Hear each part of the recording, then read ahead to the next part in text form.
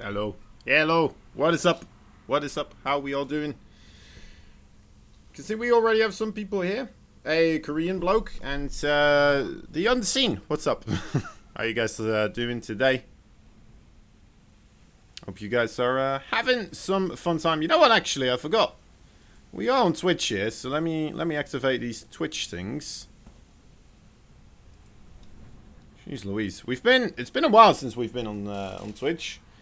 Alpha X best SC2 channel. Well, SC channel actually, not just SC2. That's high praise. That is very high praise. Buttercup horsey hoofs. Thank you.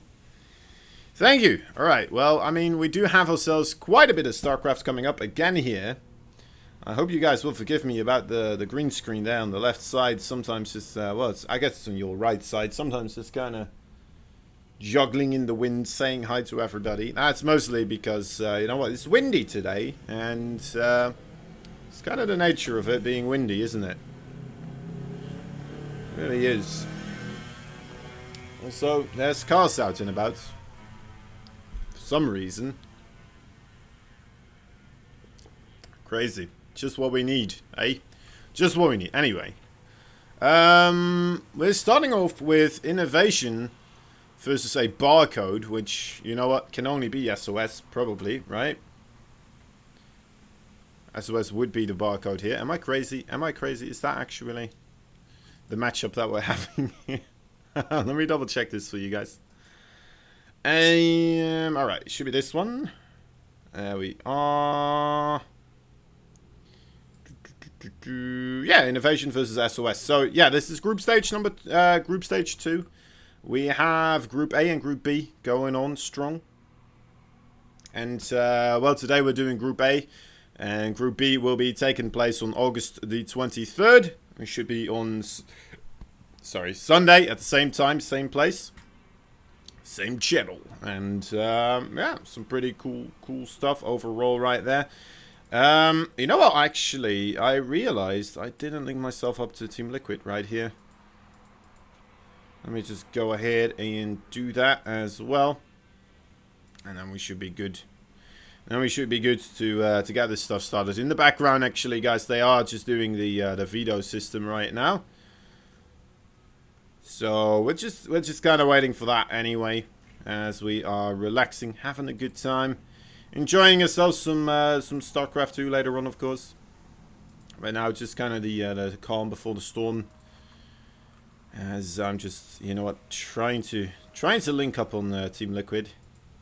I don't know why it always takes like 25 clicks, but hey, there we are. There we are.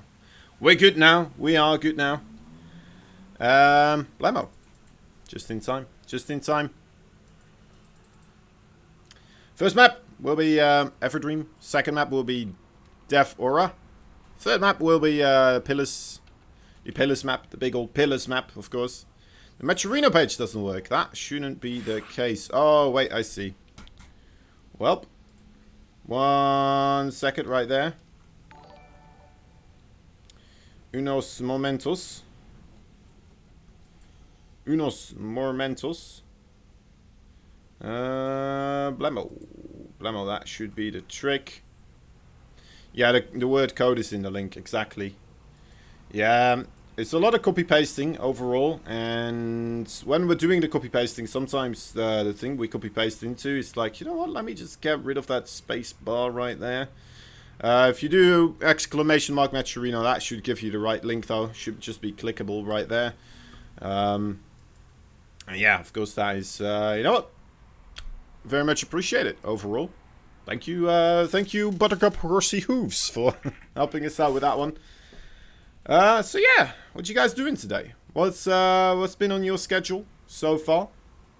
See Overlord Den as well joining us as Ajax Vitre as well, looking into the replay pack. Of course, the replay pack won't just get you the replays of today; it will get you the replays of the entire tournament.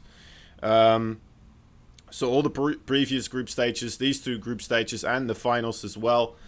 I know, you know what, sometimes a lot of places for StarCraft 2, they do offer it for free. This is, you know what, something we get some more prize pool with in this sense for the people that really want it and support StarCraft 2 at the same time.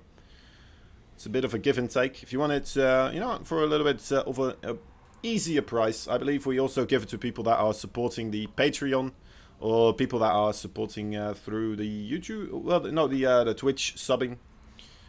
Pretty sure you have access then on the Discord channel as well to certain replay packs and stuff. Anyway.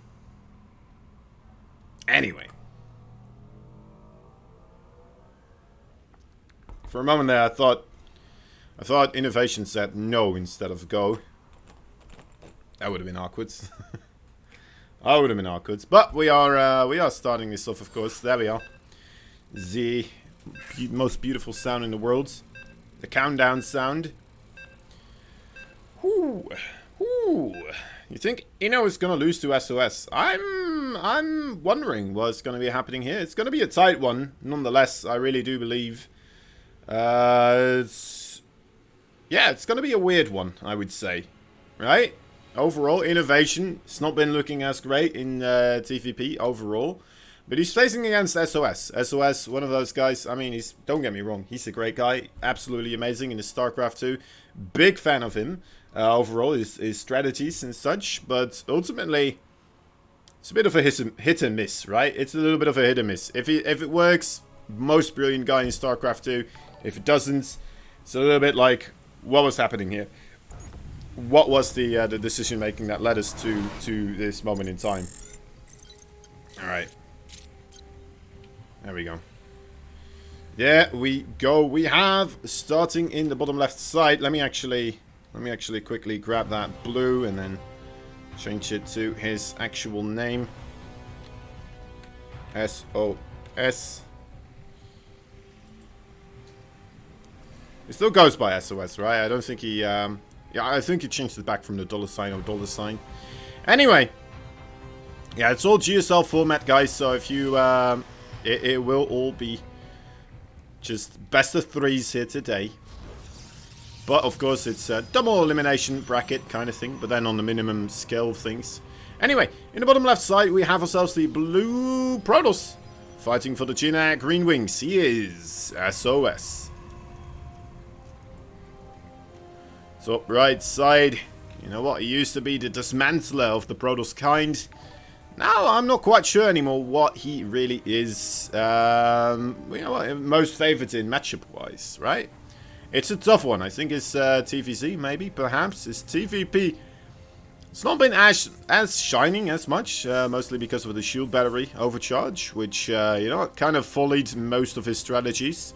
His two-base timing attacks just really not working out as well anymore. But anyway, I'm sure that as long as this man puts his mind to it, he will find another way through the difficulties. Anyway, he's the Red Terran. He's from Kaisi Gaming. He is Innovation.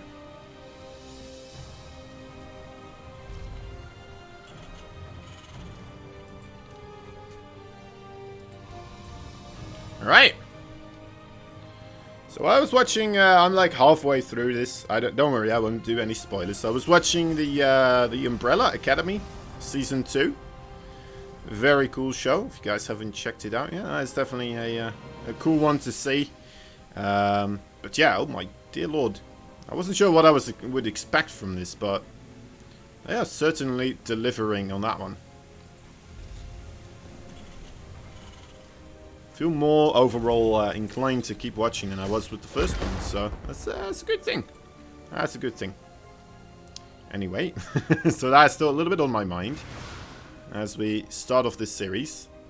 Just had to get it out there, put it out in the open. As we'll slowly start describing what's actually happening in this game, of course. I mean, it's nothing too crazy at all, actually. It's pretty much the standard stuff right now. The Reaper opening is still the most standard thing, right?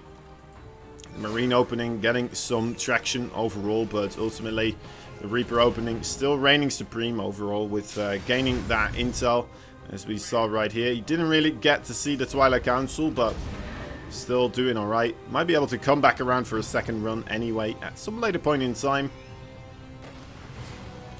And And there it is, of course, with that Hellion now as well.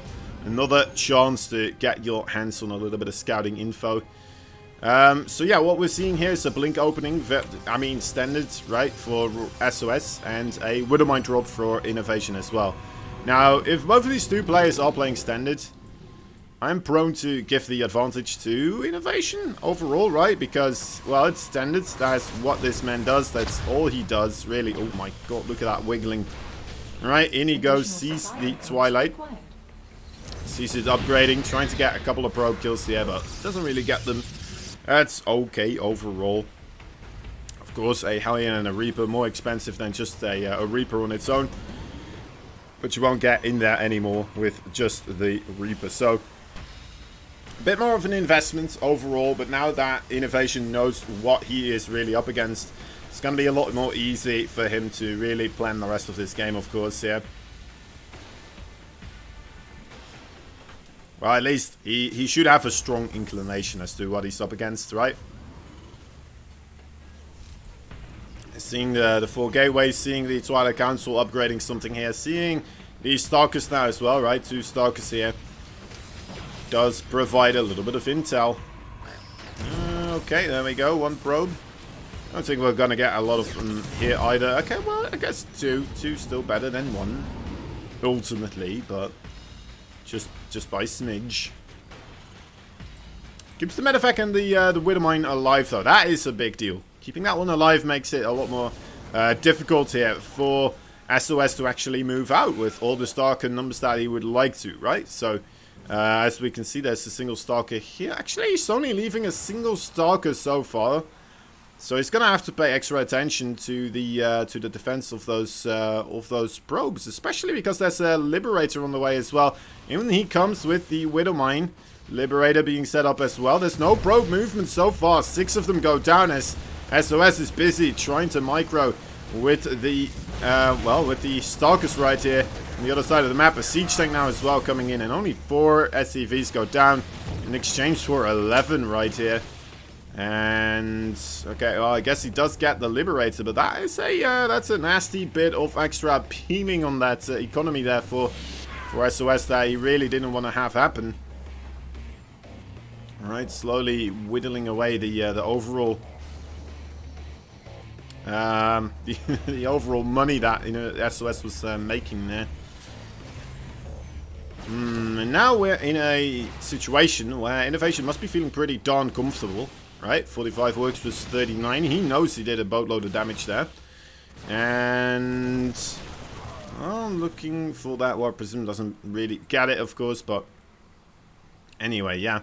3rd base for him now getting started already before the one of SOS. And Innovation, he's getting himself stim. He's getting himself the stim back, and the plus 1 attack as well. Plus 1 armor now, 2 being added into the mix. Okay, this is quite an aggressive blink. The bunker placement and those supply depots are though really helping out, facilitating some extra more damage time for those Marines right there, and sets up a new siege tank. But yeah, of course, still a good trade here for SOS, but ultimately he's gonna have to do a couple more of those trades to really equal things out again here. Being ahead on the resources lost tab just by a smidge is not gonna really, you know what, make it right that you lost 15 workers there earlier on to 2 Widowmines and a Liberator. There's that 3rd base. We have Warp Prism speed as well getting constructed, which is pretty cool to see. There is a Disruptor available, so maybe if Innovation is getting caught off guard here, actually unsieges the siege tank. That could be a big one. Oh my dear lord, 9 workers, just like that. Almost as if they were never there. That worker line will become a ghost town if that happens a couple more times. The 3rd base for Innovation flying over, but of course he's going to have to deal with that. Adept that is still waiting there, looking for an opportunity. These Stalkers as well. I mean, you gotta just keep pushing into those Stalkers in a sense, otherwise the Stalkers will provide quite a bit of counter damage right here. Right? They should be able to just start pressuring the third base, maybe kill off some SCVs here. Or intercept any kind of reinforcements. Instead, he's moving back into the army that he just saw leaving.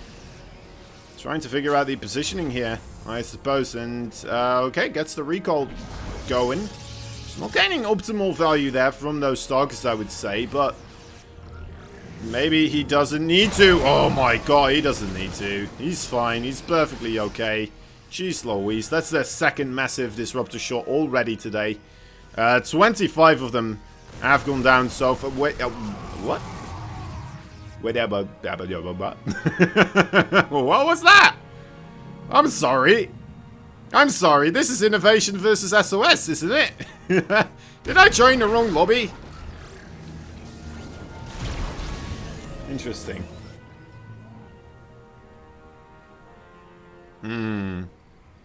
Well, I guess Innovation is doing a little bit of dropping here in the main base right now. The Widow Mines gaining some value. What is he targeting? He's targeting the cannon right here. As he's trying to deal pressure as well on the top left side. Alright, alright. I guess Innovation is allowed to, you know what, not be as cost efficient here with a couple of these attacks overall. Let's take a look in the units lost tab. You know what, still equaling it out overall, right? And still just on the back of that initial economic damage that Innovation managed to deal here. Still working his magic. And still ahead on the worker count overall. So that is always a bad thing, of course, for Ro8. 3 medevacs this time around into the main base. Will pick off a Colossus here as long as he targets it. There we go. Widow Mines, not the greatest connections there, actually pretty poor ones. Another disruptor shot right there. Yeah, this just wouldn't happen to Clem. Well, that long ago, I was talking to Matisse. Matisse, one of the coaches for the, well, actually the main coach for a lot of the Alpha X players overall. Also for some other pretty big players like Laser and such, but anyway, we were discussing overall micro and whether or not Clem's micro was better than the one of Innovation. And I think one of these games overall just really showcasing Innovation just kind of lacking on this department, especially I would say when taking into consideration the disruptors. But anyway, everything is going into absolute overdrive here. Ooh, quick pickup. Okay, does manage to keep that alive. A lot of DTs here. Why would you stay here, Innovation? A little bit of an overcommitment here. Needs to get those medevacs out. Trying to come in again into the main base. As the main base of his own also under a lot of scrutiny. Trying to burrow those Widow Mines right now. Needs to scan on his army in the main base here. There we go. More Dark Templars though in his own main base as well. Needs to find a way to deal with those. As things finally kind of slowing down again here. With just a single more harassment occurring through the use of that War Prison. And of course all those Dark Templars there as well. Dark Templars here with the Blink upgrade. Gonna, you know what, provide even more aggression for SOS. And Innovation seems to be kind of falling apart here against it, right? I think this is one of the main things I'm you know what, kind of worried for Innovation overall in the TVP matchup. It's when a lot of things are happening, suddenly he just doesn't seem to be capable anymore of keeping tabs on the most important aspects, right? The most important aspects being most of the time just kind of making sure you don't really absolutely lose everything to a single disruptor shot. Which is something we have seen happen already here on, I think, 2 occasions, maybe even 3, but if you count the worker line there as well. And that's a big problem. That's a big problem. Nice blink away. We'll be sending in only the 2 of the Dark Templars there. Innovation, don't worry about it. Will be coming in here. Oh my dear lord, you're kidding. You're kidding. Oh, tell me he saw that happening. I don't think he did. Alright, well... yeah, overall, like he's really good with those overall timing builds, right? making a great army, making a great push, and then really staying focused on that one attack and microing the everlasting bejeebus out of it, but really making it work in that sense, right? In the TVP matchup, I don't know, it just feels like he's missing something. He's missing something here when it comes down to like 3 things happening at the same time. And I mean, maybe I'm just making it look like it should be easy for any Terran to do 65 things at the same time, but it just doesn't seem as crisp as some of the other Terrans. Although, you know what, he is doing quite a good job here overall, starting to regain a little bit of control right now. He is still ahead in the army supply, but of course the single disruptor shot could change all of that. He is losing a big portion right here in the top side of the map. This drop as well does get cleaned up, and suddenly that disparity in the work, well, the army count suddenly doesn't seem that massive anymore. Only 10 supply right now, with SOS being ahead on more than 10 workers here. Also, of course, being on the well, both of them actually on the 4 base. So nothing too massive right there. And innovation, you know what? Once again, going for this Doom drop right here. And the Doom drops, I mean, sure, sometimes they do win you games, but at the same time, for me, it also indicates a little bit of a wariness, right? Something of a desperation play. Like, all right, well, let me just try this, and if this doesn't work, I don't know anymore. It's a great move, though, overall. It can be very strong, but I mean, we have arrived now in a base trade situation. May want to evacuate those units on the low ground right here. Alright, we'll be able to clean up the zealots. Get your boys into the main base, perhaps. Will he try to contain everything here in the natural base? It looks like he very well may be trying that exact thing here. +2 weapons still does get completed. Disruptor ball. Okay, that does get dodged there. From 3 angles, though, we do have a fully surrounded Protoss ball right now here from Innovation. Doing a pretty bang-up job right there with staying in this game right now. He did lose 37 workers. He lost absolutely every single worker, but 82 army supply. That is still kicking out and about, and it looks like being right on top of the overall production of SOS, actually. This is a weird way to end this one. Usually, whenever you get on the production of a Terran player, that means the end of it, but it looks like SOS's production was also singularly placed that he really wasn't able to make it work anymore, and GG is called. Innovation, you know what? Why do I doubt this fella? Why do I doubt this fella? Still makes it work. Still gets himself in the victory position there in that game. Looked a little bit scary there at some points, right? Well, definitely felt like he was starting to lose the advantage that he kind of had attained himself in that first part of the game. Which makes you wonder, right? If those workers didn't get killed there by Innovation at the start, how would that mid-game play out, right? If SOS had 15 more workers in the beginning, or maybe even 10 workers, right? Then that becomes a whole different story. Those fights in the middle, they don't become as trade efficient anymore for Innovation. He starts losing a lot more stuff. SOS suddenly left with a whole bunch more things. And then the snowball just becomes too much to stop. And suddenly, instead of Innovation just barely being able to hold on with a triple-pronged attack, which, you know what, hats off to him as well for that one. Triple-pronged attack right there. While dodging the disruptor shots as well. Very, very clean play overall. Well done. But still, of course, you have to wonder. Those workers, right? Those workers. Alright, anyway. Well played there by both those fellas. Definitely felt like it was going back and forth between the two. Ultimately, though, SOS not quite being able to equal out the series, and the Doom drops for Innovation really making it work that time around. Yeah. Let's see. First game going into Innovation's favor. Let's see what game 2 holds in store for us. 3, 2, 1. There we are. Inu does the countdown, and then I expect it to start, but then it doesn't always start right away. Yeah, SOS really did do a good job there. He really did do a good job, honestly. But just barely, not quite making it there to the finish line. He did try to push across the map, right? He did try to go for the base trade. It makes you wonder if maybe, if he took out like maybe the 4th base, take out a bunch of SCVs at the natural, and then move back perhaps, or maybe even just push more aggressively, right? Don't bother too much with breaking down the infrastructure. Just don't let those infantry units give a moment's rest. As we saw there from SOS, of course, we saw the hold up, no, this is fine. We saw the zealots, right? Remember the zealots when I said we may want to see the evacuation from the low ground?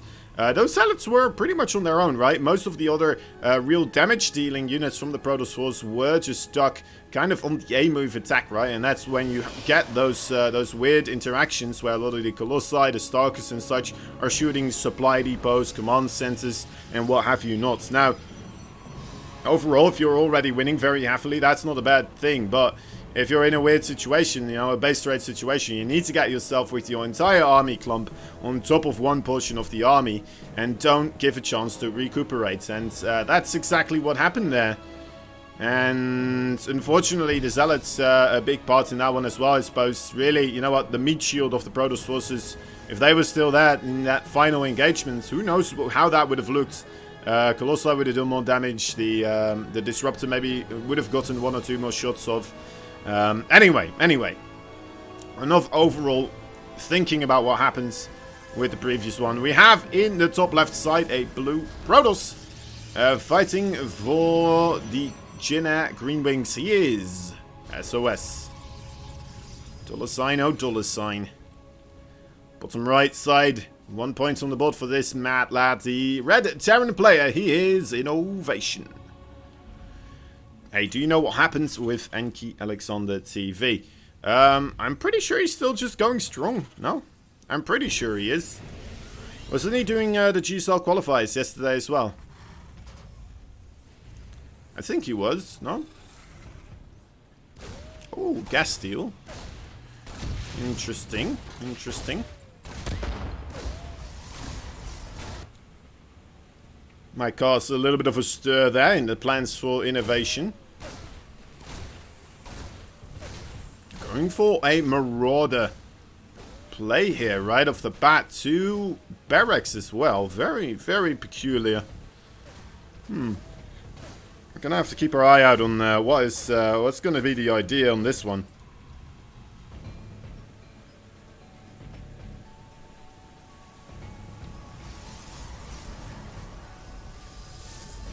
Marauders and Adepts, that's just a weird interaction of units you don't really see all too often without like a ton of other units already being there, right? Usually we see in the early game more so the Marines trying to fight off against the Adepts. We'll have to wait though. We'll have to wait and see. Okay, there's the first initial Adept. Already seeing these 2 Marauders right now walking on by. And yeah, he's just gonna send him across the map here. Shield battery, wise choice from SOS. Should be able to keep him safe that way. Making a robotics facility as well. I mean, if this was an even heavier overall commitment to the Marauders here. It would be weird. Every time I watched Inno do this build against TOS, he lost. This is an interesting one, isn't it? I'm not quite sure what he's trying to achieve here either. Like, maybe if the 2 Marauders go unspotted, he may be able to just kind of catch units one by one, and then slowly start to gain the upper hand in the early game, and then come in with a big push. I think that it's looking like that's kind of the idea of this, right? So you get the 2 Marauders with the concussive shell, you catch maybe a Stalker or an Adept or 2 out of position, and you pick those off. And then a couple of minutes later, suddenly a big Bioforce shows up on your front porch, and you don't really have that much to deal with it, because the Marauders killed off your initial couple of units, right? Does kind of have that kind of sense over here. But we do have ourselves the engineering bay now as well being thrown down. Okay, that may just be for the missile turrets. Okay, yeah, no, we do have that +1 as well, still being incorporated with this. and Widow Mines. So, alright, well, we'll just have to wait and see whether or not he wants to go for a full frontal push. Or if he's going to try to distract SOS here with the Widow Mines and then come in from the front door with those infantry units. Oh my dear lord. This is not the time you would be expecting these Dark Templars as much, but still we do have ourselves a scan. That missile turret in the main base not quite done yet. Can we get a pick up from that War Prison though? I don't think we will. SOS really staying on point with the micro here. Still no scan being utilized. He's really trying to just get on top of it and get it killed off. Not just waste the scan, but you know what? That is still 9 workers that do go down in this situation now because of that. Let's see if that medevac may be able to equalize things out again here a little bit. Because it really needs it to. Alright, here we go. First 2 Widow Mines. No reaction just so far. And, well, okay. Ye asked and ye shall be delivered. 10 worker kills there in total. Still some more overall, you know what, Dark Templar harassment here as well from that War Prison, but only 2 more do go down. That brings us to a total of 11 versus 11 worker kills. Now, Innovation lost his a lot earlier, but, oh boy. Okay, well, shouldn't be, oh god, they clumped up! They clumped up right because of the Stalkers. Oh dear lord, SOS was not ready for that one. Did not use mineral walking there as some other people would. Oh dear lord. Another 9 workers down right now. SOS, I mean, a great start overall, but then very quickly, suddenly the 2 Widow Mine drops and everything falls apart again. I mean, that was 4 Widow Mines in total. I really do appreciate Innovation going for the double medevac. And then just sticking to Widow Mines in both of them. Very often you would see somebody maybe going for like the 4 Widow Mines into the single medevac, of course. But then, you know what, just a singular point of attack becomes a lot easier to deal with overall for SOS. Of course, the execution of the double medevac a little bit more tricky to do as well. But Innovation making it very, very much so work into his favor there. Marine Marauder medevac now coming across the map as a Viking stands guard against the War Prison here. Will not allow that to come in again and ruin his day. A couple of Stalkers also looking for the drops and will be mating head first with this big bio ball actually coming in. I think SOS was trying to send those Stalkers in downwards, like he knew they were going to die, but just wanted to see how much actually of a committal this is from Innovation. It's quite a big one. He needs everything together here. The Widow Mines, nice targeting overall. Will not be getting any shots off. And yeah, SOS should be able to hold this with the units that he has. The Guardian Shield, the +1 upgrade and the Immortals there. Really, really making some good plays. But you know what? It's not over yet. The strength of the Terran right here being utilized with those medevacs will be dropping into the main base. The 3rd base here as well, gonna take a couple of hits right now. And SOS once more is like, you know what, alright, never mind. I'm just gonna go march across the map here. And it's hard to blame him, honestly, as he did take so many worker losses right now. And even taking more worker losses right here as we are speaking. He needs to finish it off with this push, and Innovation knows, he realizes he can actually pull back with his force now. Just let those force fields dissipate. There's no reason to make this fight happen right here, right now. Okay, well, still will try to make the committal. Oh, that actual Widow Mine shot doing a bit of damage on the SCVs themselves, but SOS is losing too many units. And unfortunately, therefore, SOS will go down 2-0. So, you know what, ITaX, that's the first time, I suppose, that you got to see that build in action and actually work out. Even, you know what, without those first Marauders with the Concussive Shell really doing anything. Which is an interesting little addition to the play. I'm still wondering what he was exactly hoping to achieve with those 2 Marauders. Indeed, the first time he wins. That's right. So did he try this like 4 times before this when you saw this? Or was this like the 4th time that you saw this happen? Because that would be a little bit of a difference, I suppose.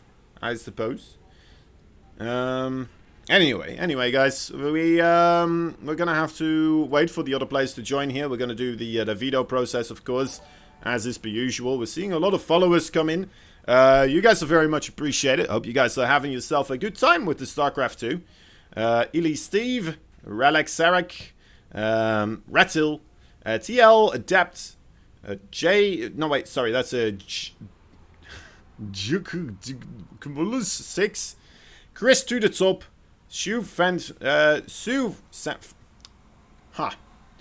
I want to say Sue San Francisco, but that's not the one. It's Sue Francisco, Wolfgun 27, Shinyukim, Nux now as well, also coming in. Ajax, Nobody I Love, Dynamite, and Adelberg. Actually, Adelberg was from a long time ago, so we'll ignore that one for now. That is a 2-0 right now.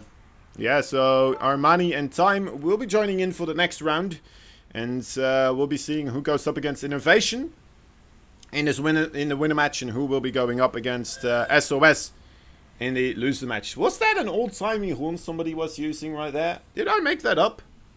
Did I just hear an old-timey car horn? Like instead of the it was like a, you know? Ah, no. It's a weird one to make, isn't it? Anyway, guys, as we're waiting, I'm going to take a quick brief moment here to of course, remind you all we have a Matcherino page for this one. Hit us up with a couple of codes. Just takes a couple of seconds. And, yeah, it would be very much appreciated. And other than that, let me quickly do a quick intersection as we're waiting for these two players to decide which maps they want to play on. So we'll be right back, and once we're back, we'll be you know what, back with Time versus Armani, a TVZ, which should be a pretty good one, I believe. I think this is going to be a really cool one, and I'll tell you why right after this. Here we go. Vipers are going to start pulling these units one by one. Now, the jumps are going to happen, so that does eliminate a little bit of the positioning here. But Solar is going to get on top of all of these Thors. The Thors start getting used as a part of the army. They're not just going to attack it themselves. They're going to go after that planetary fortress, and that planetary fortress is going to get dangerously low. It is, in fact, going to fall, and with it, that is going to be a big chunk of mining gone for Bunny.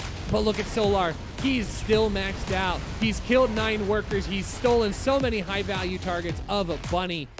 Bunny's not going to be able to remax as fast as his opponent possibly can. And at this point, this is now, I think, the killing blow. Bunny sitting all the way down at 130 supply. More of these depots are going to be taken down.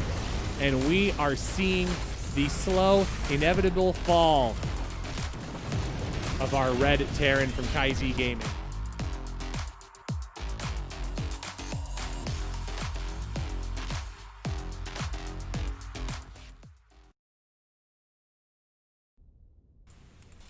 Alright, so, as I was saying, Time versus Armani. I think this is going to be a great one, mostly because, well, neither of them really are established as top dogs right now, right? We know they're incredibly good. We know they have a lot of firepower in their arsenal, but neither of them really, you know, GSL Code S winners right now. They're not the world champions, right? Such as, you know, somebody as Innovation or SOS we can kind of see. The reason why I think that would make it maybe a better match overall in this circumstance is because both these players are, you know what, more looking to prove themselves in a sense. And these online cups, you know, they mean a lot more to them, I would say, than the players that are used to just being on the big stage, right? This probably feels a little bit lesser to them than it would to a player. You know, I'm not saying they won't take it seriously, obviously. We saw them to just fight against one another, really try-harding. But, yeah, players like Time and Armani, I think they'll just be able to, you know, really go for it here. And more willing to invest more time as well, meaning it's more likely that we're going to get big macro games from these guys than we would from the, you know, people like SOS and Innovation, who already have so many titles in their name. But yeah, that's just my theory on it, right? That's overall how I think that this usually kind of goes after, you know what, quite a bit of time spending overall with the casting. You know?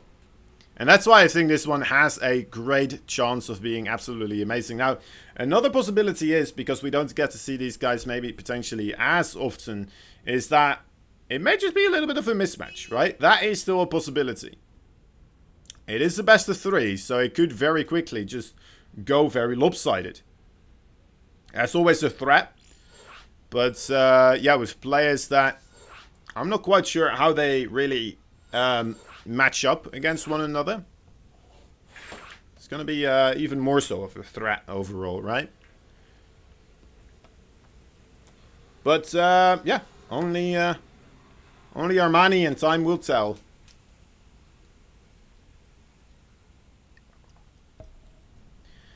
Also, that's awesome, guys, that the code has been used up. That's really cool. Thank you all so much for helping us out with the codes. You guys are absolute beasts. That's really cool. If you do have the time as well, I mean, the quests themselves also help out a ton. The quests overall, of course, they're placed there by sponsors, and the sponsors, they have to pick out StarCraft 2. So the more interaction we show with those quests, the better it's going to be for StarCraft 2 in general, because the sponsors then will be more likely to come back to StarCraft 2, because they see more of a response with StarCraft 2, right?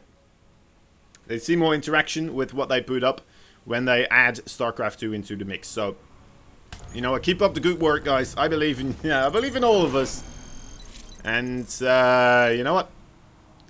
This is allowing us to have more amazing games such as this one. A TVZ on Ice and Chrome. I am, you know what? I'm looking forward to this one, even maybe a little bit more than I was first for the Innovation versus SOS match. I absolutely adore Time. You know what? Time, oh my dear lord. Alright, well, I guess I had to just call it. Anyway. I was not expecting this, but maybe that's a good thing, right? Because Armani may not be expecting this either. Anywho, top right side, red Terran player fighting for Kaizi as well as the previous Terran. But this one is the Chinese Time. Bottom left side, the blue Zerg fighting for the Afrika Freaks. He is Armani. Oh. Sorry. Cynical on the ball right there. The man himself. It's always the thing, right? When the players do the, oh boy, it's getting scouted. It's always the thing when the players do the barcode accounts. Is this an interesting place for the barracks overall? I would have liked to see them be a little bit further backwards, so you're a bit more likely to have the SCVs go into, like, safety positions right here. Which, you know what, may have been nice, because now there's one SCV here. I'm not quite sure if he's going to be able to finish it. Oh my god, that got close. Right, does manage to get it, but... oh, that micro. That micro. Alright, drones trying to get the surrounds here. They actually do get the surround on the Marine right now. Oh my dear lord. Time making it look like it's Warcraft 3. No problem. Are you kidding me? Are you kidding me? That's not supposed to happen in StarCraft 2. You're making every single other StarCraft 2 player look bad right now, Time. Getting us around with 4 drones. Get out of here, Time. Get out of here. That's ridiculous. Alright, well, anyway.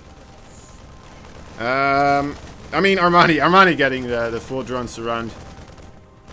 Jeez Louise. I do mean Armani. I'm sorry. I'm tired. That's ridiculous. Get out of here, Armani. Get out of here.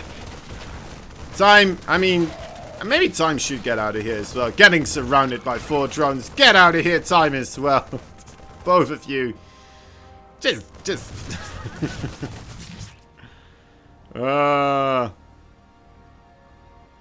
Yeah, my bad.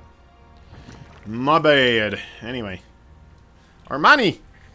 How's he gonna follow this up, right? He held this off very easily, it looks like. Didn't take pretty much any damage overall. Just a couple of lings, one drone. And now we have time, of course, with quite a delay overall. Not really having those barracks at home will not really allow him to be making any type of attacking units anytime soon. He's going to be making Heinz in a little short moment in time. But, yeah, it doesn't look like Armani will be trying to take the advantage here in any sense of the word. Sometimes you do see like a Roach Warren a timing attack then following this up, right? Because you know the town won't have that much at home. But that's not what Armani is about. Armani just setting up more of an economy, right? Realizing that it's very unlikely for anything to be coming across the map here for quite a little while. And if it will be coming across the map, most likely it's just going to be a couple of Hellions, right? Maybe like a small handful of Marines. Like a half handful of Marines. A half full hand of Marines. Is that a word? Is that a thing people say? Well, alright. We'll figure it out as we go. 2 barracks, 8 starports, and a factory right now. The factory also getting himself the tech lab edition. As a time, sending those 3 Heinz towards the main base. Nice overload spreading for Armani. Gonna be able to see this coming in, although we're not seeing quite a reaction just yet. So this could actually be rather horrendous here. And oh my dear lord, 5 workers. Okay. This is maybe going to go up a little bit more so. Those Heinz want to go back into the medevac, boost out of there. There we go. That's a lot of work. That's a lot of kills. That is a lot of kills right there. Couple of Zerglings here as well. Trying to just kind of see what is happening there in the natural base of time.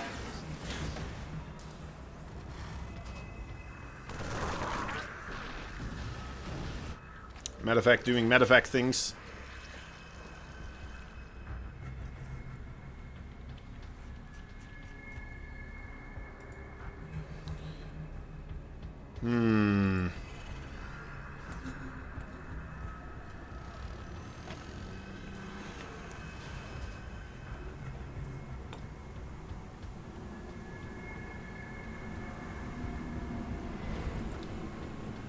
Alright.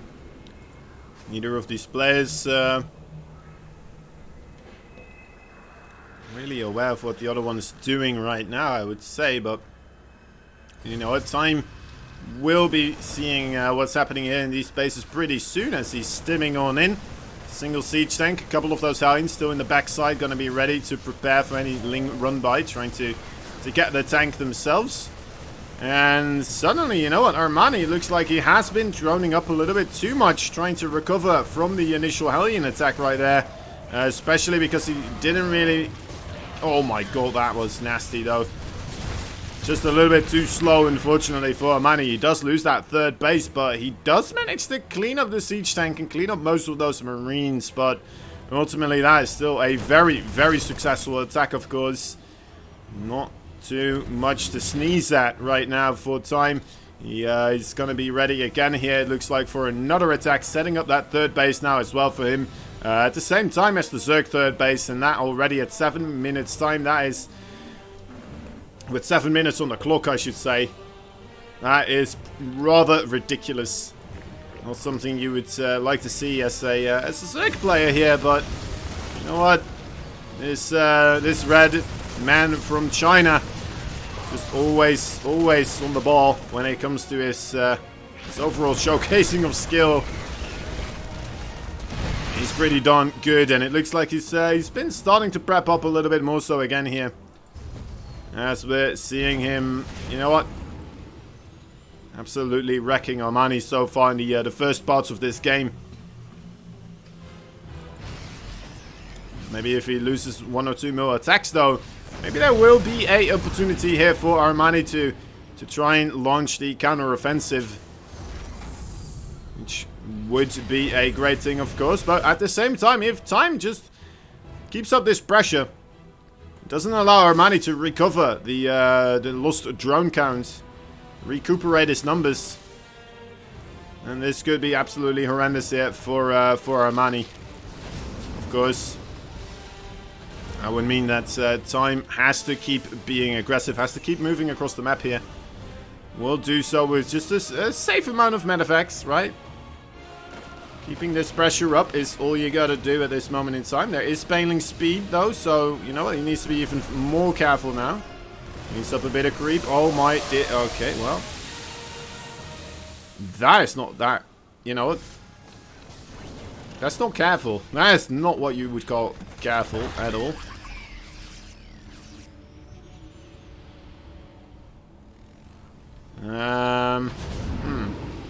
It's gonna do a second attempt here. That was a little bit abysmal, right? That was one of those trades where Armani was kind of hoping for, really.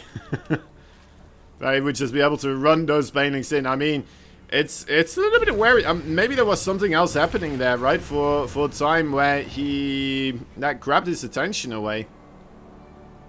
Trying to facilitate some sort of a drop area here in the just left side of the map above that third base, but now with the Mutalisk here, he's just completely stranded, and this is one-way ticket into Zerg territory, it looks like. Okay, just barely manages to get himself across the crevasse again, ready to try and deal with those Mutalisk. Honestly, I think the Mutalisk may have been able to kill this. There were only 4 Marines underneath those medevacs. Just kind of, well, I guess we only have 6 Mutalisk anyway, right? That would have potentially still cost him a couple of Mutalisk with how low on HP some of them were. Some good targeting, and that still could have been a troubling thing here. Oh, Time though finds an opening in his hull, and Armani runs on through. Gets the opportunity here and will be able to force Time backwards with most of his stuff. Only leaving the siege tanks behind, and that's a crucial mistake. Mutalisk right here will be able to pick off 2, maybe 3. Okay, no, just sticks to the 2. Moves backwards. Don't lose those Mutalisk now. Gotta be careful. And Armani's suddenly really being the one that showcases the dominance in this first match of the best of 3. And now with the 11 minutes in, pretty much, it's one of those games where, like, really this started off with a proxy tube racks that didn't really go anywhere. Alright, well, I guess that's just kind of how things go sometimes. A lot of reinforcements there for Time. Making some good moves. Oh, those Banelings and the Zerglings, not quite enough here. Without the Mutalisk in particular, of course, not quite finding the opportunity there to finish off those siege tanks. As the Marines ran away from their big metallic brothers. From another mothers. And these Banelings, they did get seen by Time, but unfortunately he didn't see them, so... Oh, that sounds weird, but that's just kind of how it goes sometimes, right? Some of these players make it look like they are omnipotent. They are capable of seeing absolutely everything happening at the same time. I don't think you want to be losing this base as Armani. It will try to commit here very last second. And oh my dear lord, this might get close right now. Okay. Still trying to keep it up. Needs... Oh, okay, it's going to go down. It will go down. The Broodlings now as well, as Armani finally feels comfortable with the numbers that he has to try and make this push work. Will be able to clean this up. Needs the magic box above the Thor. Takes up quite a bit of damage there, though. Needs to be careful. Now, those Mutalisk may not be able to really take the fight here. Takes out the meta. Oh, my dear lord. The Widowmine does get killed. But ultimately, that Thor, 5 kills on that bad boy. And you can bet your jolly blue Zerg butt that was all Mutalisk right there. And that's a lot of money. I don't need to tell you guys, you fellas. Now, of course, I mean, Armani's still in a wonderful position here. Just seeing the work difference right now. The Zerglings again managed to get in here. Time really not all that well on the ball here when it comes down to the mini-map. And will take more SCV losses overall, which is really the opposite of what he can afford to have happen at this moment in time. Trying to send some form of harassment in the shape of that Liberator through the top left side. But yeah, this is a rough one. Time really let this one slip through his fingers, it feels like. Taking a couple of bad trades, and you know what? That's what happens when you take bad trades. You start losing. And if you take another couple of bad trades, suddenly, you know what? You are losing. That's exactly what's happening here. Armani really wonderfully finding himself the way to thread the needle here, I would say. With the disadvantage that he had, and just making the bare minimum of units. Squeezing out drones wherever he could. Getting run-bys happening continuously. And, well, yeah, now here we are, 50 SCV kills later. That's a massive overall supply difference. Armani getting close to that 200 pretty darn soon. Needs to get himself a couple of overlords here. As he is supply blocked. There we go. Nice splitting there overall. Well done, well done.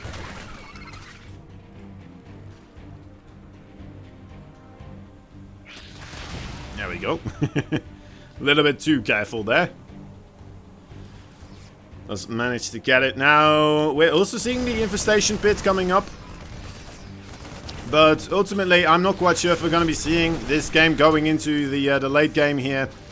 As this is pretty much all we have remaining right now for time. I think he really wants to make the fight work out into his favor. He cleans up all of the No, actually, there is still some more overseers. Oh my god, that Widow Mine. Oh my dear lord, that Widow Mine was nuts. Is it going to be enough, though? He's still... You know what? Nice targeting on the Banelings. There's no more Banelings here whatsoever. And... Oh, the Widow Mine's getting picked off as well. There's more Banelings. Alright, that's it. GG. Time with a final push there. Trying to make something work in his favor, but... Yeah, not really. Not really being able to find what he needed to. Still, though, quite a nice job overall there.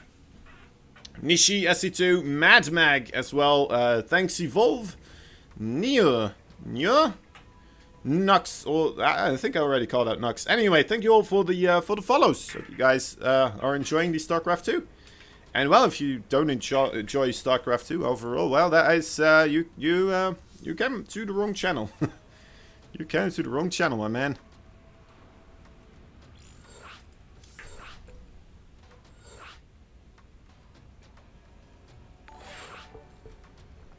Polaris as well joining in to the overall crew. Lifting up the Alpha X spirits once again with another follow. Much appreciated.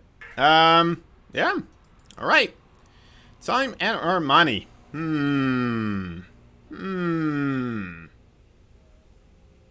That first game. I mean, I hate to be the guy that's like, you know what, that one thing that happened really took, because that's never really the thing in StarCraft, right? But that first initial attack, that first initial attack there from Time, right when he ran across the map with those, with the Mariners. I suppose not the Hellions, right? Those were absolutely amazing, but the Marines not quite making the splits happen there. Not quite being pre-set up in any shape, way, or form, and suddenly, you know what, everything just falling apart after that moment in time.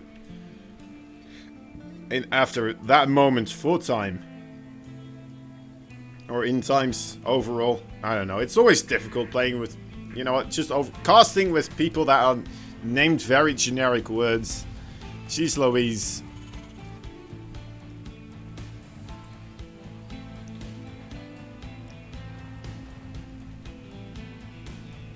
Right, top right side.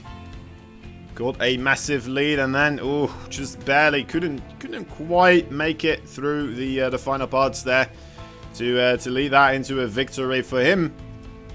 But you know what? Definitely did manage to get himself into a position where it looks like he would be dominating the overall rest of the game. But well, anyway, let's give it up for the red Chinese Terran. In the top right side from Kaizi Gaming, he is Time. Bottom left side, Blue Zerg. Fighting for the Afrika Freaks. He is our money. Okay, once again, really scouting around for those proxy racks. Even sending his drone out. That is how committed Armani is to figuring out whether or not this is a proxy barracks. And I can't blame him, honestly. You can very quickly die just right off the bat, just because you didn't see the proxy Rex, and well, that's just a sour way to go down, right? It's a small investment, sending a drone out a little bit to scout here overall to make sure you don't die to something like that. But at the same time, every time, of course, your opponent doesn't do a proxy Rex, that's gonna give them a slight little advantage they wouldn't have over another Zerg player. Reaper expand here full time.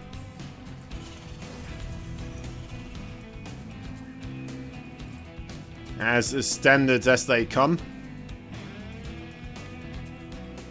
Oh, for a moment I thought Armani only made 2 links here.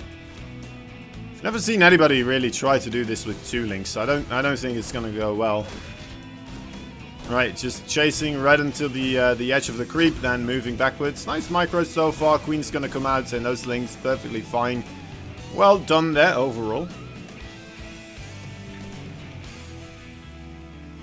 Oh.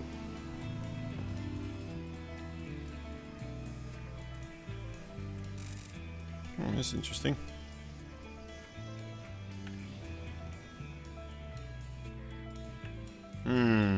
Okay. Reaper. Oh, is that what I did? It was what I did. Kind of sounds like a weird ticking noise, doesn't it? Anyway, that's my bad, guys. I was pressing D instead of F, trying to follow something. Crazy Kid 0124. Thank you for the follow as well. We appreciate you, you know what, gracing us with the company of more eyeballs on these fine StarCraft 2 players. More pupils directed towards the gaming screen that is StarCraft 2. Neither of these players really up to much at this moment in time. We're seeing a Liberator, I suppose, right, for time here. A couple of Hellions as well. Not going up to 6 Hellions here. Gonna keep them together so far.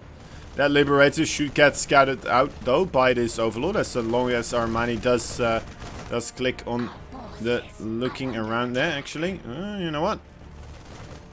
Okay, there we go. Now he sees the. Now he sees it. It's always fun just kind of checking these pro gamers to see whether or not they're looking at something. I think in those crucial times, sometimes, you know what, people do this, right? When an Overlord is flying into a tech structure or something like that. And then they're like, aha, you saw it. But then if you actually do like this, right, you can see where he's looking at, and then you can really make sure that whether or not he saw it or not. Anyway, it doesn't matter quite now, because we do have a bunch of Hellions trying to commit murder here on a bunch of drones. A couple of Queens. One of them does go down, sacrificing her life for the precious little children of the Swarm. Second attempt to breach the defenses now by the fire trucks. Alright, wiggling around once more. Those Zerglings doing a good job staying in the right position though. The Queen's just got to be careful not to line up too much. So they will be able to deal with any AoE damage. Oh, okay. Oh, you know what? There's actually a second Liberator here as well at the same time. My apologies, I didn't realize that was. Okay, that one did go down, but you know what? This is starting to get a little bit messy here. Just a small moment of misjudgments for Armani, and this could all go sideways. Losing 6 workers so far. As long as he kills these Hellions now, I would say that's not too bad, but you would need to kill those Hellions, and they are not allowed to continue their evil fire truck ways.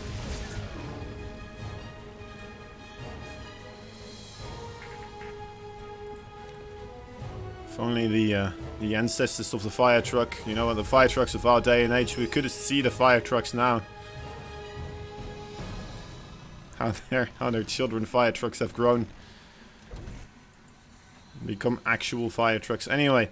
Was that all worth it? I mean, he got 6 kills overall. It's an alright amount, right? It's reasonable. Getting a couple of queens as well. Really delaying all of the creep spread. Overall, I think both these players in an okay spot here to carry on with the game overall. Maybe, you know what? The work account over here, I mean, it worries me a little bit for time, but I think that's very quickly going to be able to just be remedied by any type of engagements, right? One good fight for time, and he should be able to absolutely get himself on top here. And he is in a position where he could be able to get this done with 65 army supply versus 40. And especially because there's no baning speed just quite yet. Those siege tank in the back. Gotta be careful with those. Trying to find them with the other Zerglings right now. Buying himself some more time. The Hellions coming back around as well. Siege tanks have repositioned themselves. Zerglings going around for a very big flank right now. May just be a counterattack. Alright, we'll be going in for the counterattack. The third base is completely wide open. The natural base, though, on the other hand, is a little bit cut off for any unwanted personnel.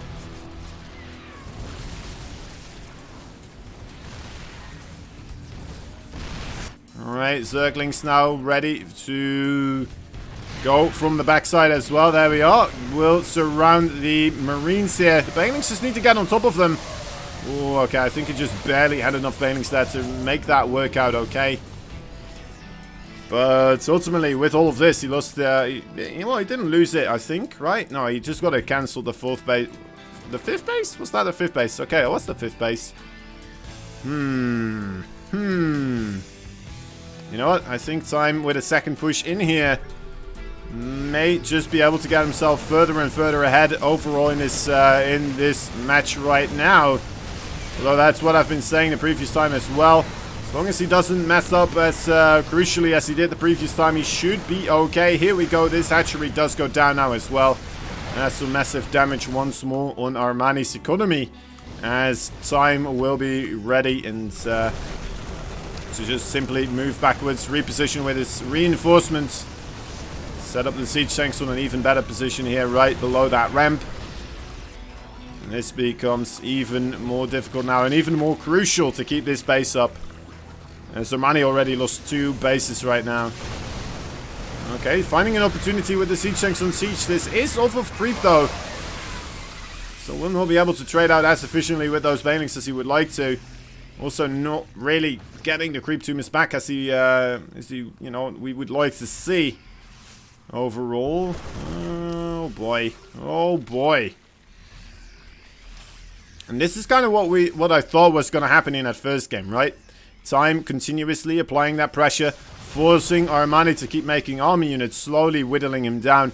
I mean, it is such a incredible, scary thing to press that drone button right now, but ultimately Armani needs to find moments where he can, well, either get himself some more drones and get another expansion going, or he's going to have to find a way to get the pressure on the other side of the map, right?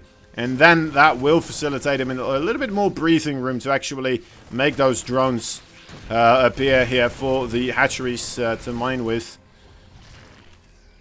But still, this clump of marine right here in the middle of the map, absolutely terrifying. Okay, you know what? This is starting to ramp up here. These Zerglings, as if he's not quite running away. The Marines do get split in the middle, so trading out efficiently against those banelings, meaning we most likely won't be seeing a run across the map here for Armani and suddenly just wipe the floor with time. But you know what? This did a lot more than it should have, and once again, I mean, time looked like he was in a wonderful position, and suddenly, just like that, getting caught off guard and trying to scramble everything backwards again. And, yeah. Maybe in a little bit of trouble now. He still has a massive army, though, of course. Let's see. It's still pretty much, it feels like it's still all down to one fight here. Let's wait and see.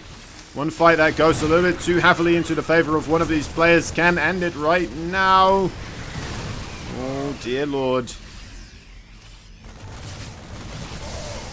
Okay, the Thor's really pushing away those Mutalisks. The Marines as well, trying their best to stay spread out and keep safe distance. Social distancing here for the Banelings has been happening in StarCraft 2 for a lot longer than in real life, of course. We don't have to tell these guys how important that is. A little attempted drop here as, you know what, Armani as well, trying to just get more damage done across the map here again. The missile turret in the main base, not quite ready to deal with those Mutalisks. Alright, alright. This is starting to get weird. This is starting to get very weird. Time still with a strong force across the map. Needs to stay split. Needs to keep those units aggressively apart from one another. Needs to stay on the ball as well. Needs to stay on his toes to move forwards, as he cannot afford Armani to reconstruct too many of those Zerglings.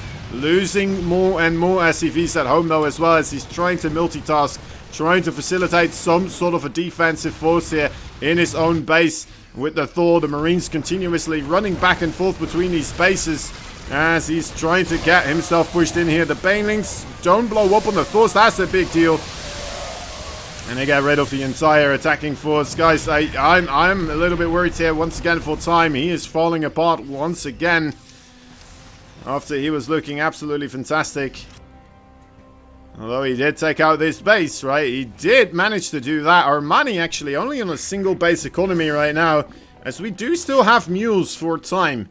And usually mules, you know what, 20 workers difference, it's okay, especially because we only have that one real base mining right now for Armani and 3 orbitals. Okay, in we go. Time coming in here once more. Widow Mines, Marines, Thors, the whole shebang, the whole band is back together. But will it be enough right now this time around? There's not that many Banelings, honestly. It's almost like there's more Widow Mines than there's Banelings. There we go. I think Time may have been able to push this far enough into his advantage. These Mutalisks, yes, they are very strong, but those Thors are always a everlasting threat right now. No Zerglings to run across the map and make life difficult for Time anymore.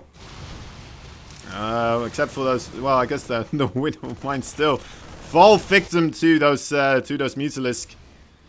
But Time once again getting rid of one of those Zerg bases, and they are very, very rare these days. A almost extinct animal right now. Those expansions for Armani that are still mining actually.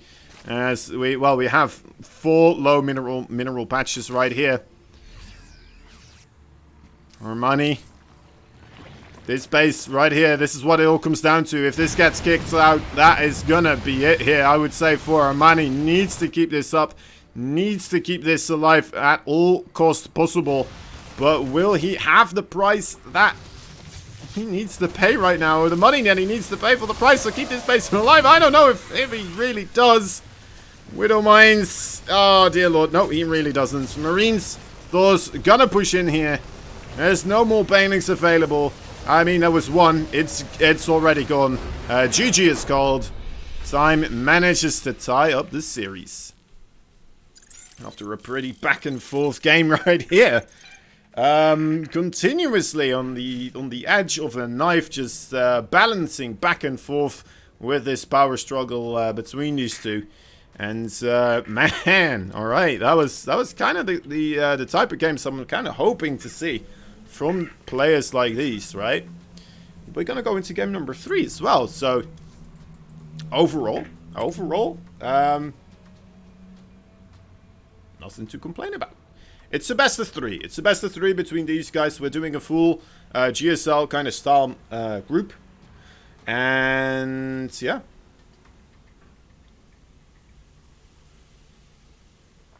What was that defense from time? That defense from time was on the opposite of the map, trying to deal with other stuff. I don't know exactly what you meant. The circling run-bys overall, or the Mutalisk. I don't know if you've ever played against Mutalisk and circling run-bys. There's no delay. No, there's no delay. It's a very tough thing to do.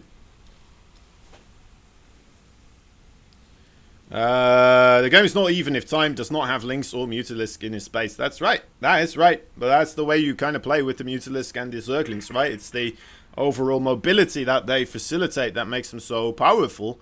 I suppose maybe a Widowmine here or there in between the wall of his natural base. Maybe that would have slowed down Armani enough to make it a little bit easier to defend. But yeah, it was a rough one. It was a rough one. Not the cleanest ways of defending stuff like that, of course, but overall, you can't really blame somebody for not holding against those relentless circling Mutalisk run-bys. Because if you could push across the map with that amount of force to kill off the army and hold up back at home as easily as just like that, you know. Circling Mutalisk would never be played. It would never be played. It just would be horrible. And yeah, it's a careful struggle for overall power. Trying to kill off each other's economies before the other one actually just kind of falls over. Anyway. Oh well, before you yourself fall over, right? You're trying to kill the opponent's economy before you yourself fall over for not having an economy anymore. It's kind of the name of the game. In the bottom left side, we have ourselves a red Terran. He is fighting for Kaisi Gaming. He's none other than time. One Chinese man in this group, the one non-Korean. As over here in the top right, we have a very strong Zerg. In the blue colors, he's from the African Freaks. He is Armani. Armani. Is he sponsored by Armani or Gucci? I don't think he is, honestly. I mean, the same question would be, is Lambo actually sponsored by Lamborghini? I don't think he is. As far as I'm aware, he's not, at least. He could be, but I don't know.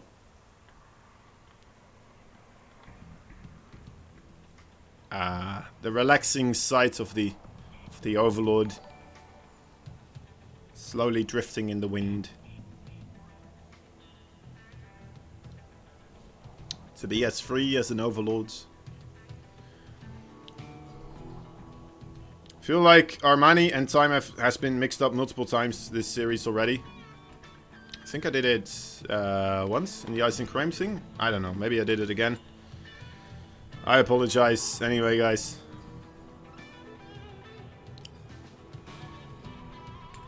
I'm not feeling 100% today. I don't know. That should be an excuse, but anyway. Anyway, we're just gonna continue on with. I'll try to do better.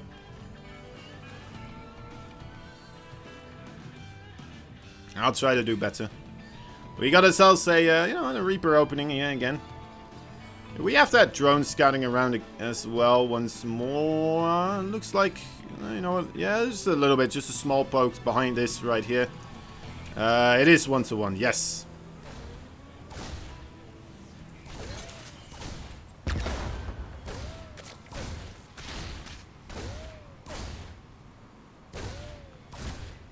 Alright. Armani being pressured. Actually losing one of those Zerglings. Some would say it's not a big deal. Others would say it's one of the most tremendous deals in the game. But you know what? Ultimately, it comes down to this creep tomb is still being able to be thrown down. And that's exactly what still happens. So that on its own, a great thing overall.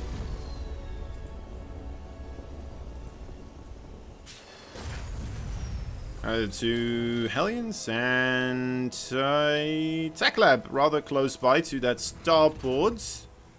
Wondering what we're going to be seeing from that one. How many Marines do we have? Only a single one. Alright, alright. I'm kind of expecting more so than the Banshees rather than a battlecruiser play here, but you know, I could be proven wrong. I wouldn't mind to be proven wrong here by time.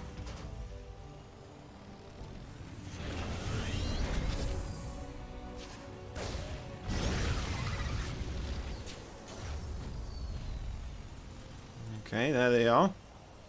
The Banshees so far.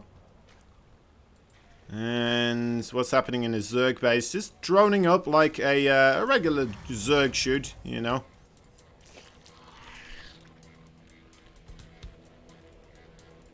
No overload speed. Who was it again? Where? Which players were the players again that always go for the overload speed? I think it's the... Oh, right. I think it's the Russian Zergs. The Russian Zergs always go for overload speed. And at moments like these, you know, it kind of seems a valuable thing to do. But at the same time, like, with only the 2 Marines there, should be able to get the scouts here relatively easily anyway, right? Although that Banshee should be arriving before any Spore Crawlers are going to be going up. Or at least are going to be up. As long as he keeps moving, of course. If he stands still here...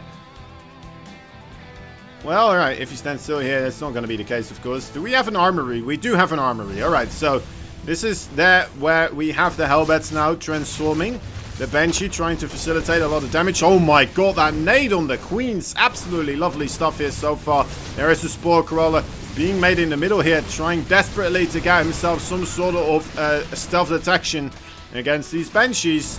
But the Banshees being able to force back quite a bit of the Queen lineup here. As the Hellbats counter the 2 Queens on the top left. We'll be able to kind of put them in the corner there, put them in their place.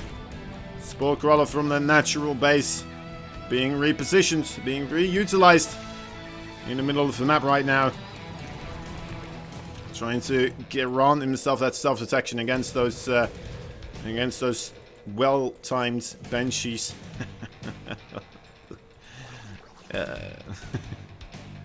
Right, anyway.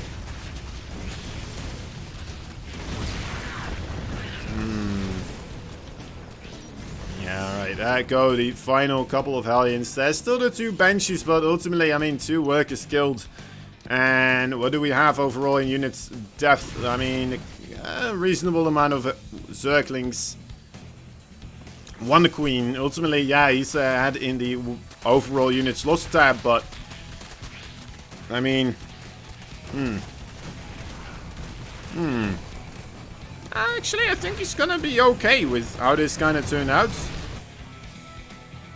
I'm a little bit scared for overall with how much droning Armani can be getting done right now.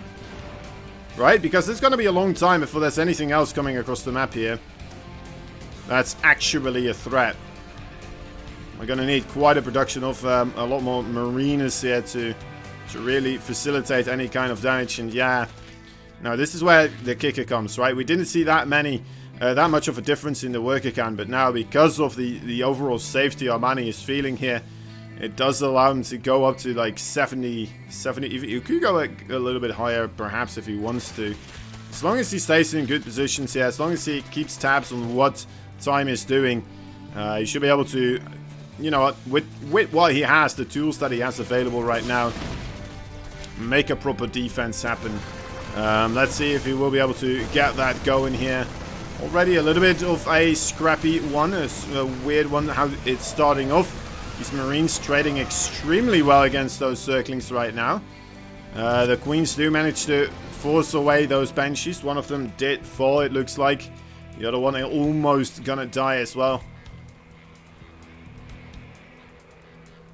+1/+1, almost ready now for time.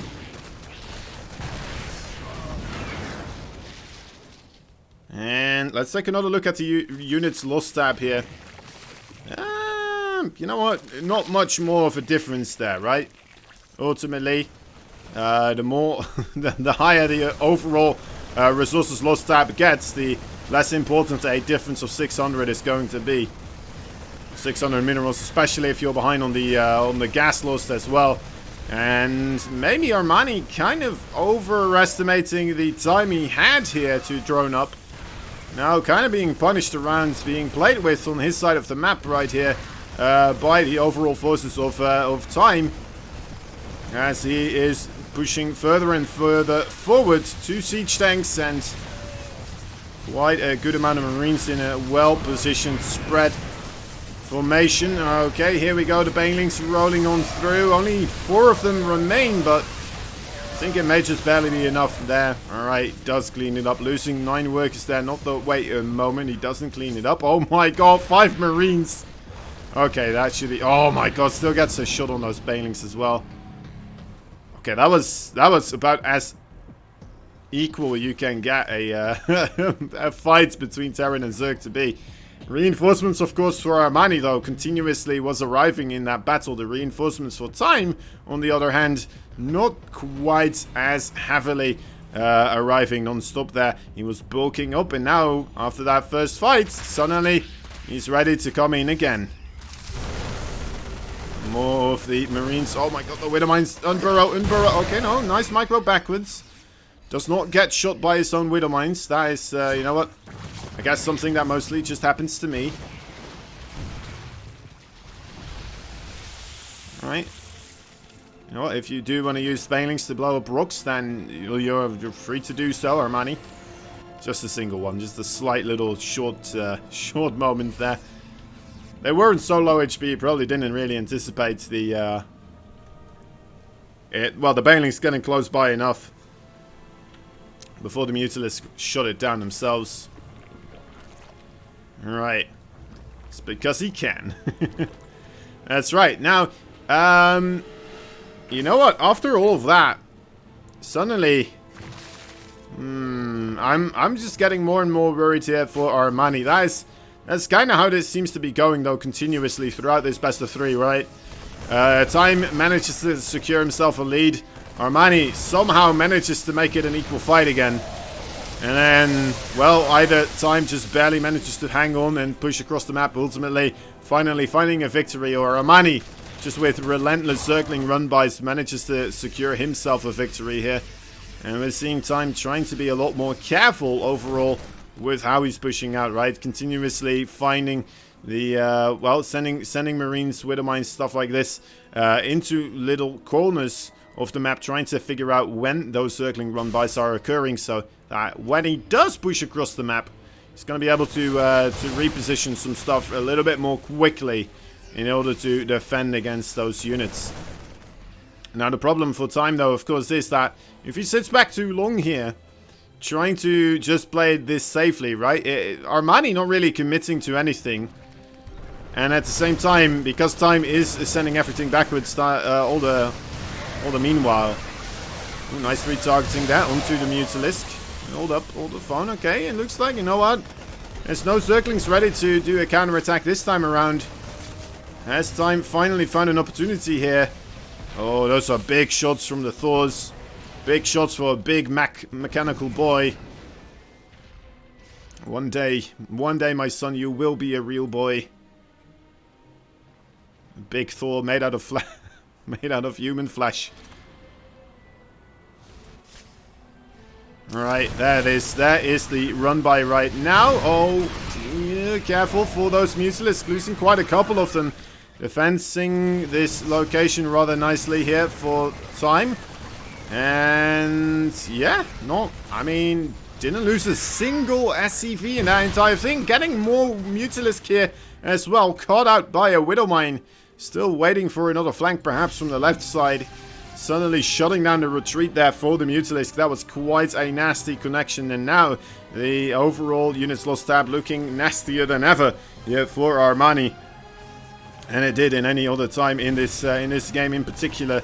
Time moving forwards onto the creep edge right now. Needs to just make sure not to waltz right into a bunch of Banelings. But other than that, I think he may be in a pretty darn solid position here. The Mutalisk did already bite at dust here. We only have Zerglings remaining, so I feel like you are not going to be able to break the front door of the Terran here, especially with the planetary fortress still remaining, the natural base having a wall off, and Widowmine's Marines continuously being produced. On the other side, though, this little ball of Marines and Thors needs to get themselves a big fight going.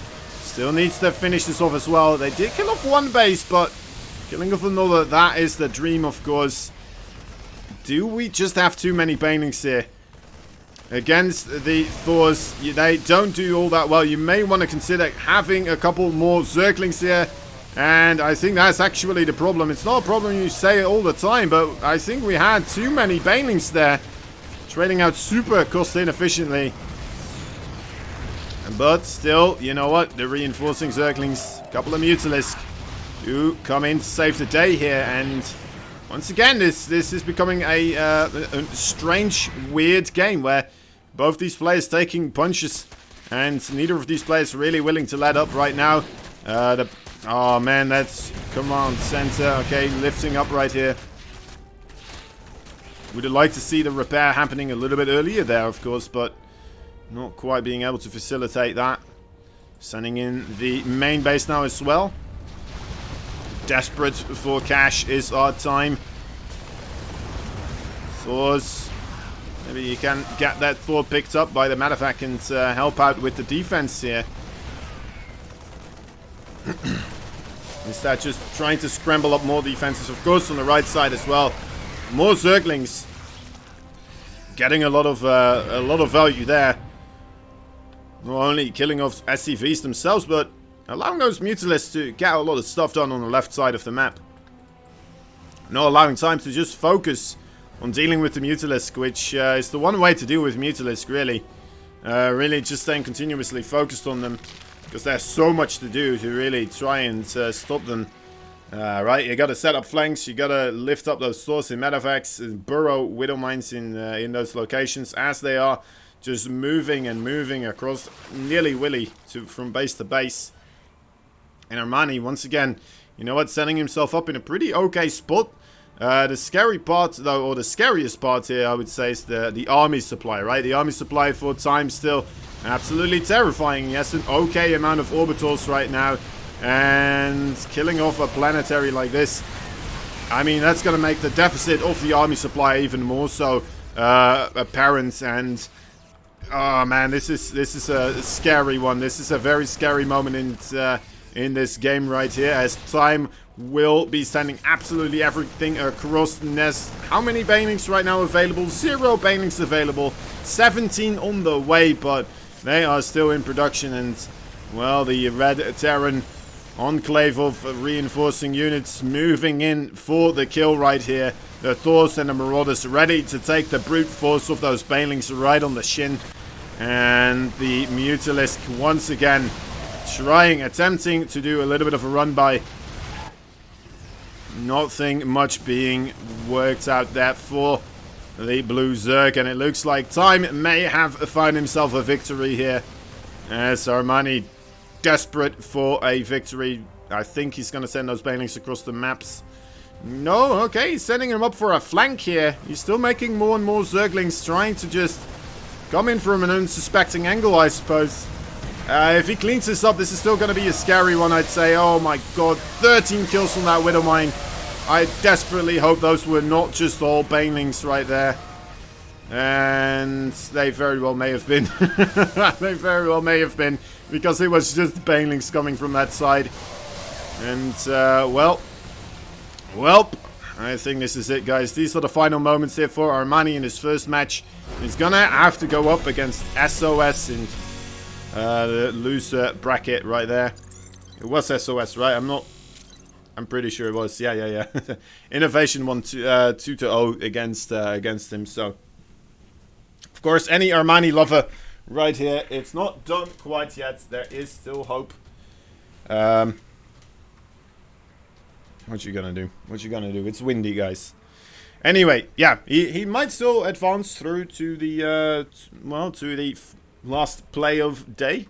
But it's going to be a tight one, right? He's going to have to go up against SOS And then he's going to have to go up against the loser of the winner match as well. So he's going to have to win 2 best of 3s here instead of just one single more best of 3. And that's always a difficult thing to do. A tough pill to swallow. But you know what? Armani looked really solid there overall.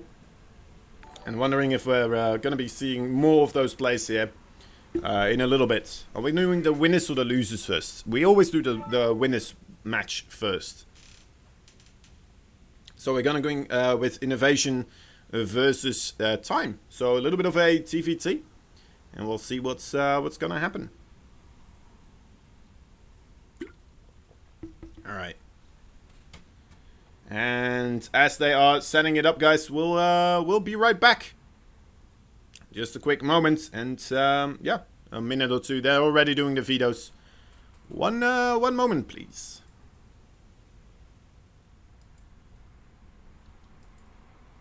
Why is it not playing? Arena and Media 1. Enter on code to contribute a predetermined amount of money to the prize pool. 2. Free sponsor quests. On the right side of the screen are various actions supported by sponsors, including retweets, Twitter follows, surveys, among other things. Click into these boxes to complete the action and add the attached prize contribution to the pool free of charge. 3. Marketplace. Products are available in our marketplace, which also contribute to the fundraising pool. Be sure to check out the variety of apparel and collectibles, as well as other unique items. 4. Donate. Clicking on the Contribute button, you're able to add funds to your Matcherino wallet and then directly contribute them to the fundraiser page. Thanks for supporting your event with Matcherino.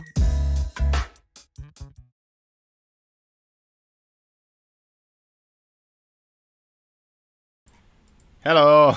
Here we go. Here we go. I tried to fix the flapping on the left side there a little bit. I think I may have done it slightly bit better. Let's hope it works out. Let's hope it works out. Anyway. TVT. It doesn't look like innovation is is looking forward to it here. But you know what? Overall, if there is going to be a TVT, I'm very happy that we're going to see innovation take part in it. He always does this rather nicely. Always, you know, always a fun time seeing innovation playing the TVT matchup. Alright, just sit still. It's a bit better, right? It's a bit better. I can't tell it what to do. It's an inanimate object, so...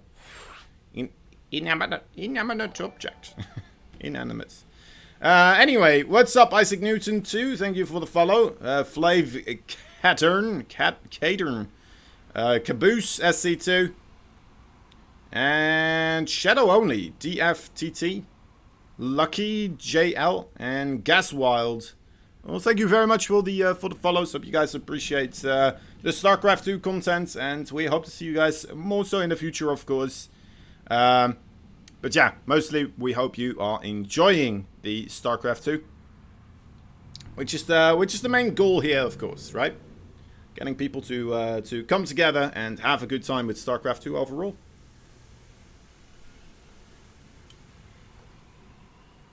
All right. It is extremely windy here, so my green screen is just like. I'm putting a lot of stuff on the bottom of it to try and stop it from happening, but hey, it's just not working out as much. What is the next match? The next match is Innovation versus Time, a TVT matchup. It's a best of 3. Afterwards, we're gonna go into Armani versus SOS. So we're gonna be seeing SOS do some stuff against the Zerg race as well, and then afterwards we're gonna have either a ZVT or a PVT, right? We're not quite sure, but the one thing we do know for sure is that there is going to be one Terran going to move on through to the overall playoffs already, which will be played on another day. And well, maybe another Terran, maybe another Terran, maybe a Zerg, or maybe a Protoss will be following him in those footsteps. Anyway. But yeah, Innovation versus Time. I'm waiting for, I believe, I believe, what are we waiting for? Okay, we're waiting for Inu. He's having a little bit of a break here. Probably had to go take a little bit of a bio break. Time and Innovation are talking about which car they would like to have. And...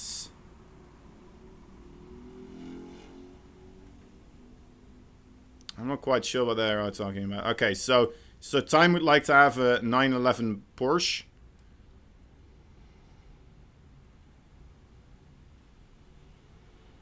ProChar. A ProChar? What's a ProChar? I'm not a cars guy. Apparently these guys are cars guys. Let me see what a... I hope this is not a...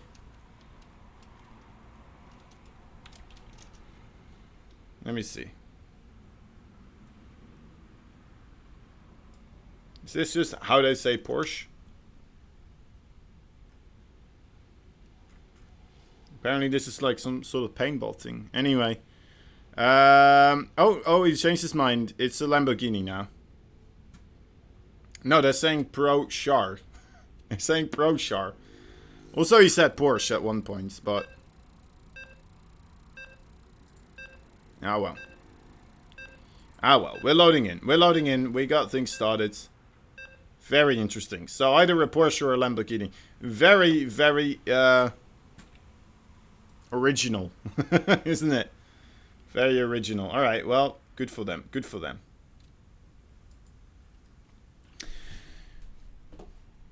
It's like, this is how they wrote it as well. ProChar. I'm gonna type it right there. If it will. Okay, there we go. There we go. Porsche.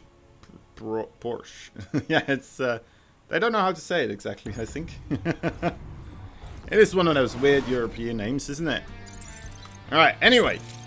Here we are in game number 1 in the winners match. Let's see who will be the first person to advance through the brackets, the second group stage brackets, and get themselves a spot secured in the playoffs right here. In the top right side, we have ourselves a red Terran player fighting for Kaisi Gaming. You're going to be hearing that again in a moment. Anyway, he is Innovation. Bottom left side. You know what? He's blue, but other than that, he's a Terran, and he's fighting for Kaisi Gaming. He is the Time. Now, you know what? They are teammates, but I'm not quite sure how much interaction these two actually have with one another.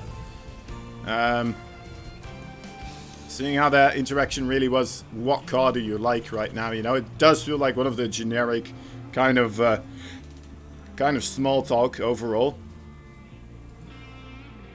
And again, you know what? I've seen Innovation's interviews. He probably already doesn't do too much small talk. He's a fun guy, right? He seems like a really nice guy, but overall, you know, he's no parting. You know, he's not a king conversationalist, such as I don't know, one of the interviewers, Mick Shaw or Hajin's son, Sue.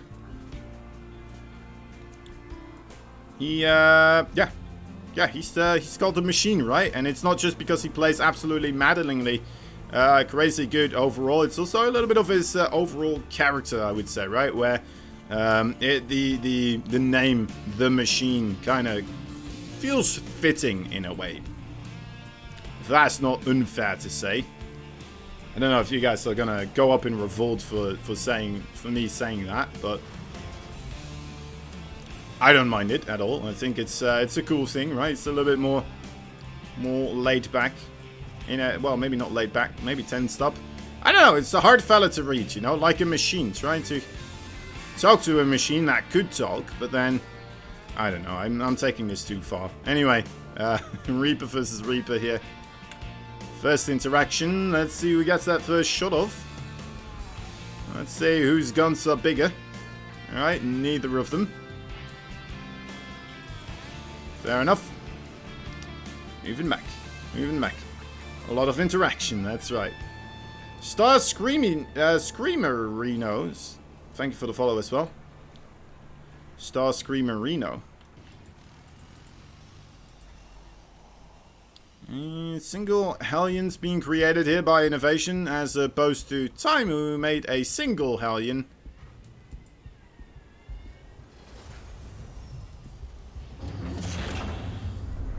Now went straight into those Widow Mines, it looks like. Well, at least one single Widow Mine. Wondering what the plan is with this one.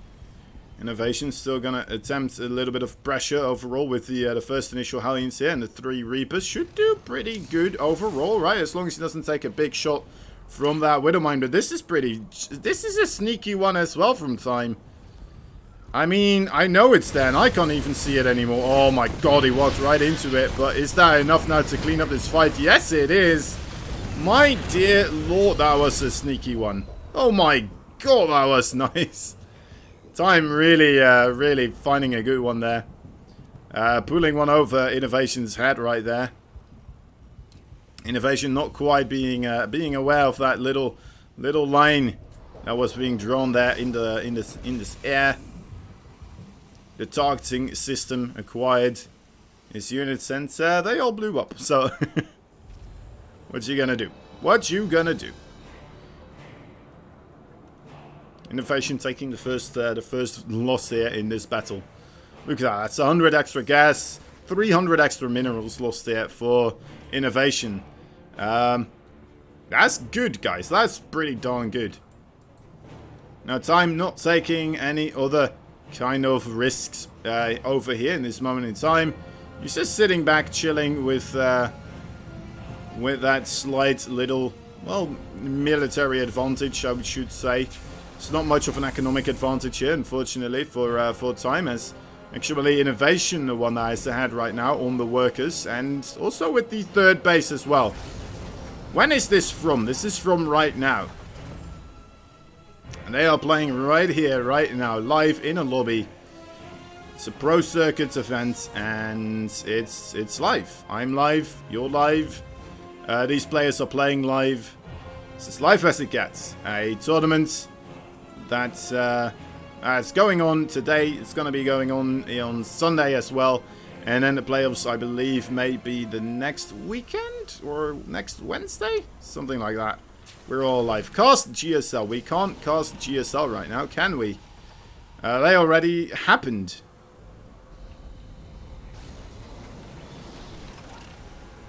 Alright, anyway. Except for Pity God, he is dead inside.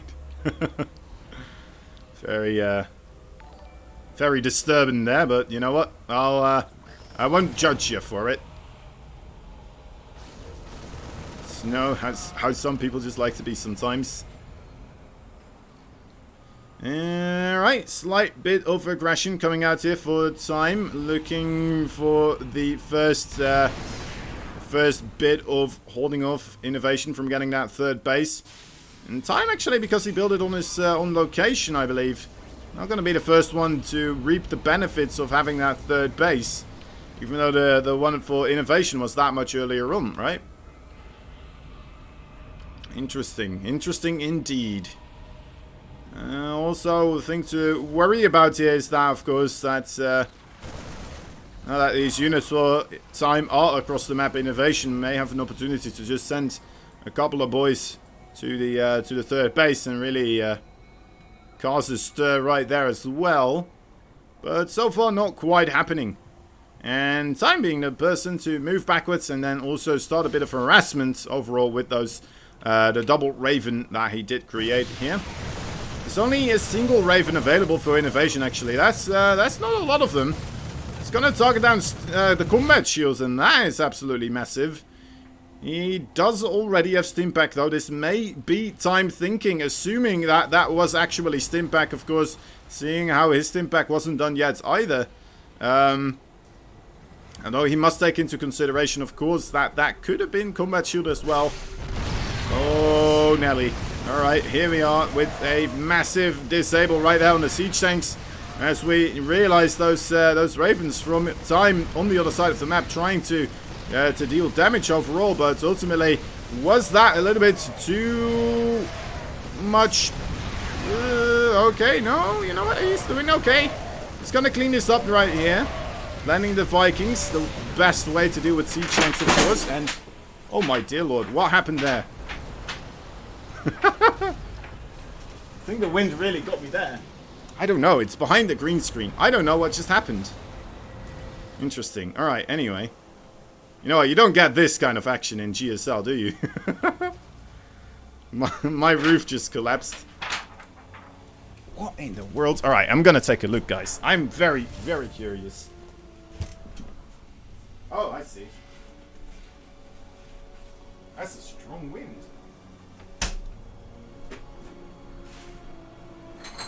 Alright.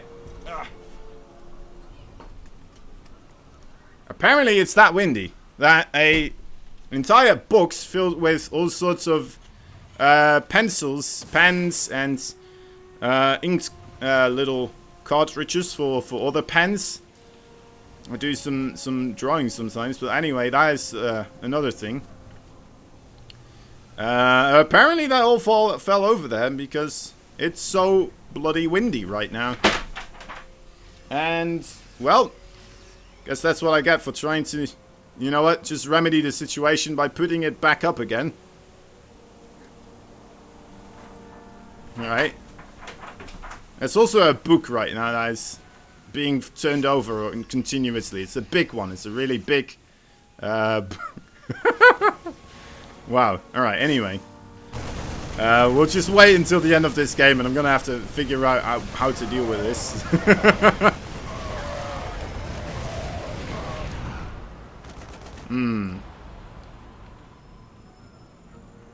Alright. +2/+2 here will be sooner done for innovation. That's the book in the background. He also likes to partake in a little bit of StarCraft 2 now and again.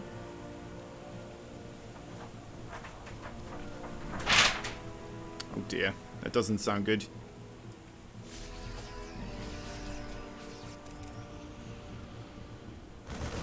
Alright. Might be a small mingling of troops there. Nope. Nope, they're okay, they're okay. Alright, let me... Oh dear, is that a fight coming in? I really want to put this book into a safe position. Alright, what else is happening in this game? I completely lost track. Oh dear lord. Alright, so we have 4 bases versus 4 bases. The worker count's pretty darn equal. The army count pretty darn equal. Here we have the big fight. Dorito dusted right now, but there is of course that drop on the left side as well that may be able to do quite a bit of economic damage here for time. Well, in economics, well, time might take a lot of economic damage is what I meant to say. It's my Dutchness really getting the better of me sometimes. But time manages to pretty much get most of the army of innovation out of the picture here. But with that being said, on the other side here, in his natural base, of course, not quite taking a massive trade into his favor. Losing 14 SCVs as, you know what, innovation's taking the moment to just kind of recuperate his forces on the other side of the map now. I think +2/+2 as well, really kicking in right there. And we have ourselves a good amount of units being stockpiled up again here for innovation.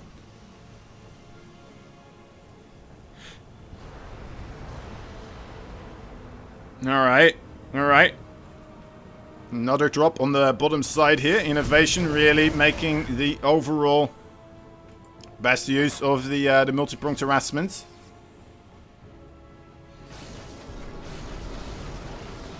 While staying on top of his macro as well, of course.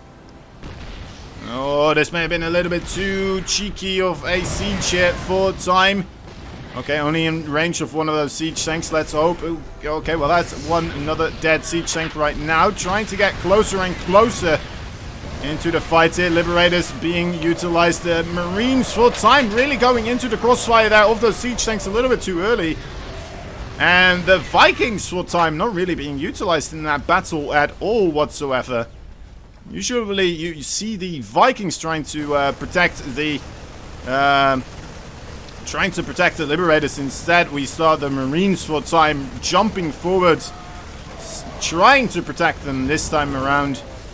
not the best way to deal with them, I would say, but yeah, I was gonna say it almost worked, but not even that really, was it? TVT style, still a single marine here, should be dealt with pretty soon. There we go. Alright, now we have a moment of quick silence. I'm gonna put that book somewhere.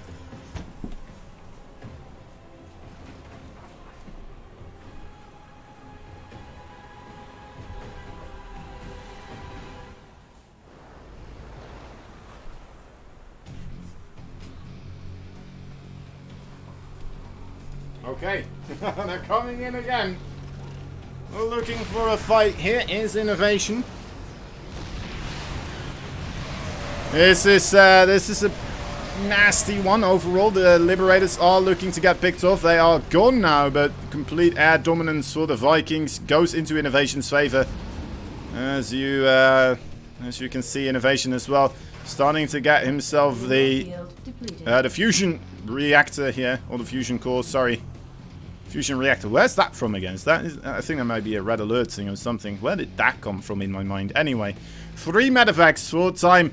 A little bit of a last-ditch effort, perhaps, as, you know what, the wolves of the Red Terran are knocking on his door right now, prowling on the edges of his own economic liberty. I'm not sure how else to call it, but he's under a lot of pressure, and he needs to try to elevate that pressure right now by providing pressure into the right location on the other side of the map, right? Oh my god, that's a lot of reinforcements, though. Innovation ready for anything like this. And immediately all these mariners have to go back around, turn tail and run. And yeah, at the same time, Innovation still getting himself more and more use out of the fusion core. Gonna have those Liberator ranged units pretty darn soon. That's gonna make this incredibly difficult to deal with here for time. He doesn't have it just yet, but still gonna get that siege going.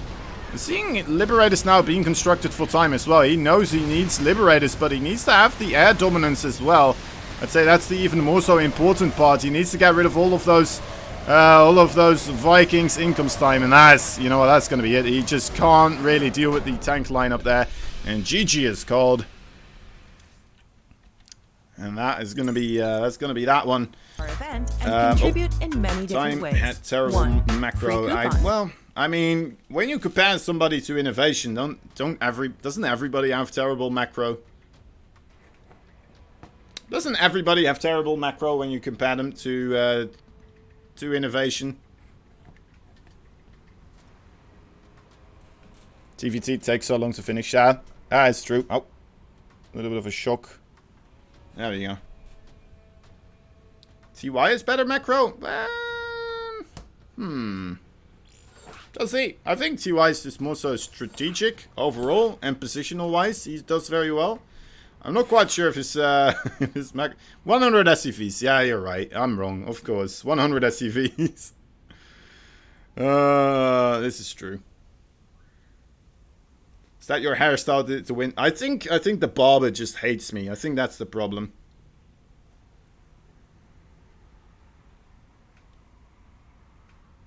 I think that's the problem. Together with Sue. I think, you know, yeah, Sue, I don't know. Sue's macro, I think Sue always has a difficulty with the late game though, right? Which is a big part of the macro as well. I suppose he still manages to do everything very well, but... And Cyril, but, you know, yes, I mean Cyril. We don't even take him into consideration with these things. Yeah, he doesn't make the spellcasters. Man! God! It's so windy! It's so windy!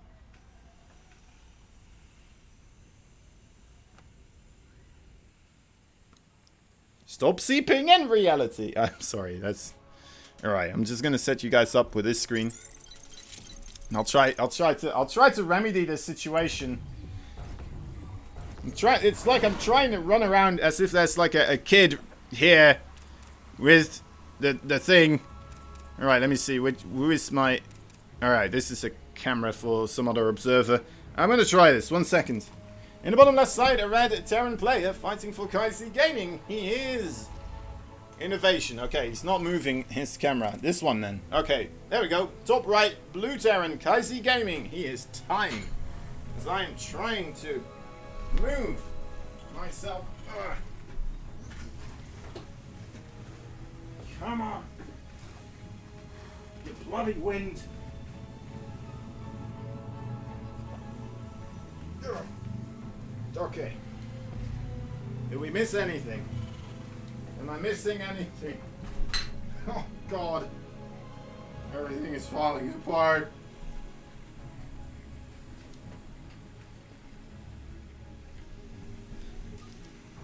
Just having I'm okay. I'm okay. Alright. Nice. Whew.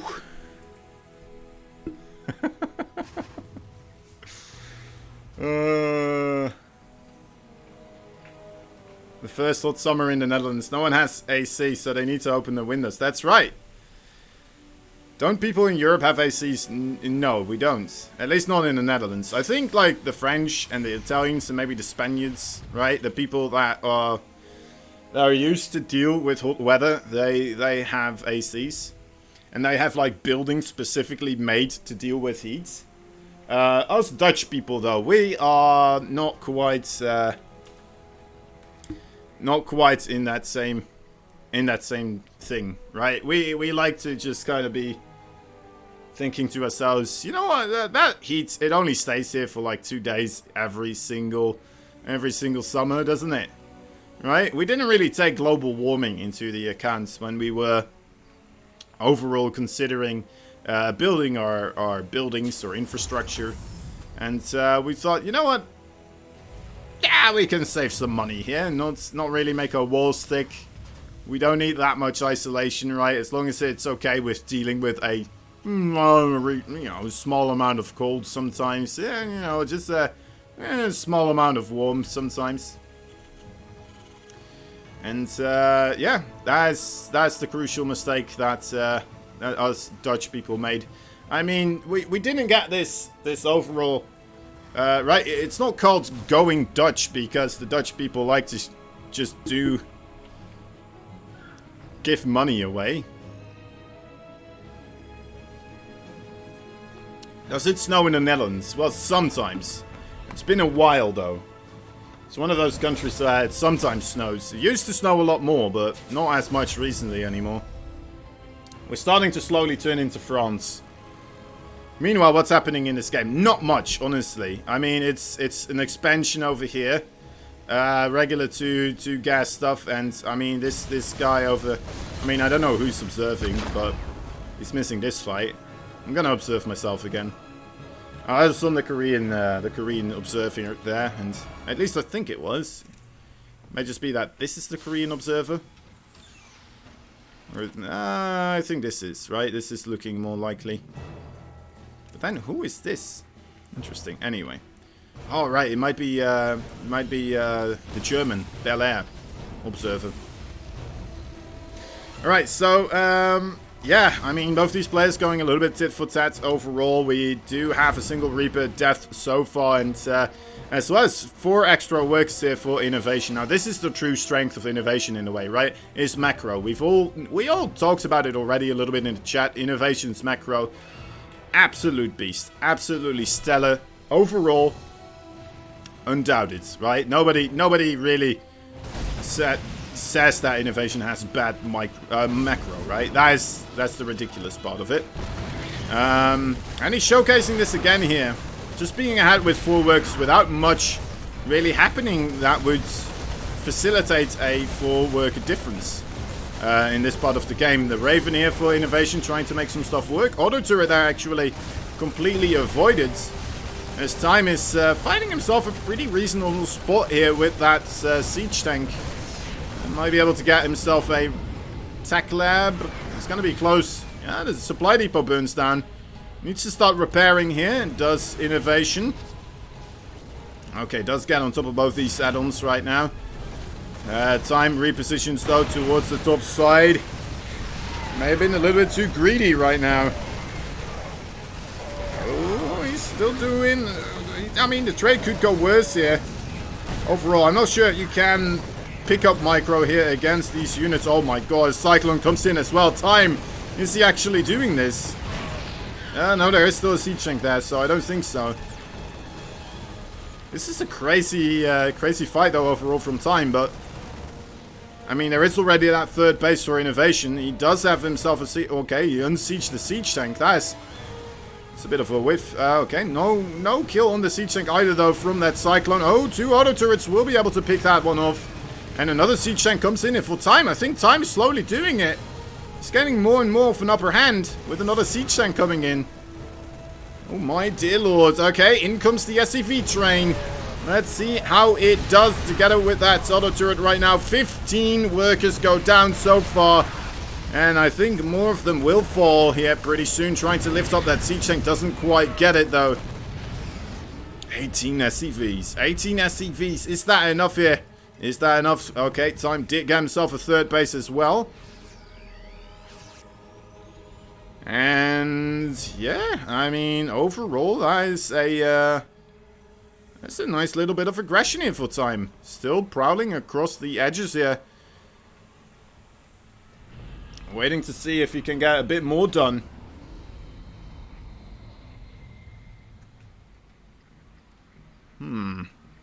Innovation. Maybe being a bit too greedy. Yeah, that could be the case. I mean... He was already ahead in the overall worker count, even without making that quicker third command center. Did it really need it that quickly? Would have been in a much better situation if he hadn't gone for it, right? And now he's lost like, what, 1,500 more minerals? Yeah, 200 gas less though, overall, so that's a good thing. But yeah, Time showing once again that, you know what, you can't let this guy just do whatever the hell he wants, right? You gotta take him seriously.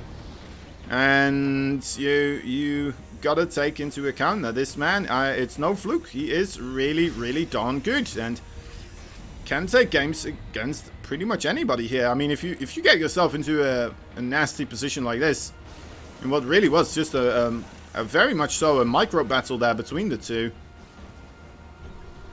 and then you get yourself in a good position here against innovation. I mean, that already shows you are not to be trifled with. Oh, this base may go down. Oh, it's going to get really close. Okay, yeah, does get bullied into the dirt. Third base for innovation falls, and now even... Oh my god, he's just going to continue onwards into the main base right now. I think innovation's slowly falling apart here. I mean, he is going to try to deal with this, but honestly, I mean... What's he planning to do as a follow-up, right? Oh, they're losing the Raven as well. That is massive. Picks up most of his marines and gets the heck out of dodge now. As long as he doesn't lose this third base, he should be perfectly fine. Innovation doesn't even attempt to go across the map here. And GG is called. And Time taking game number 2. Taking game number 2.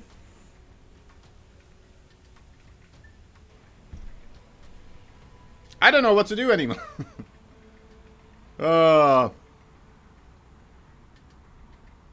I've put that thing, like, oh well.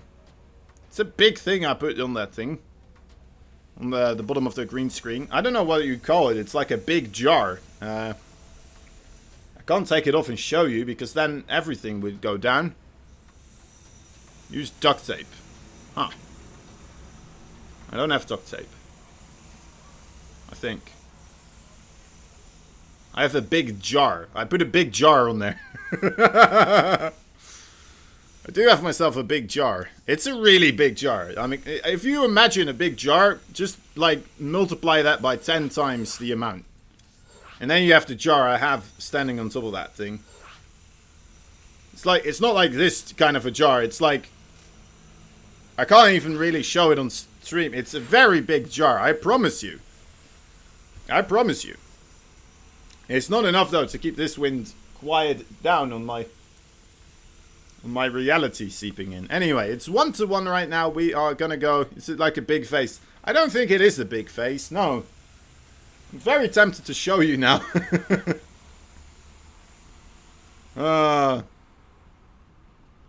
Is this the loser match? No, we're still in the winners match, actually.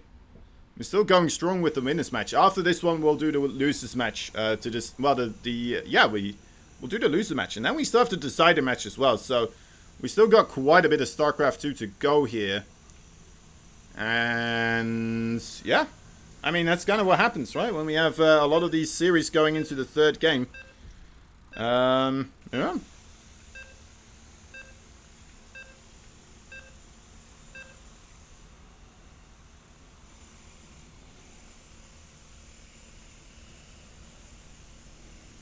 All right.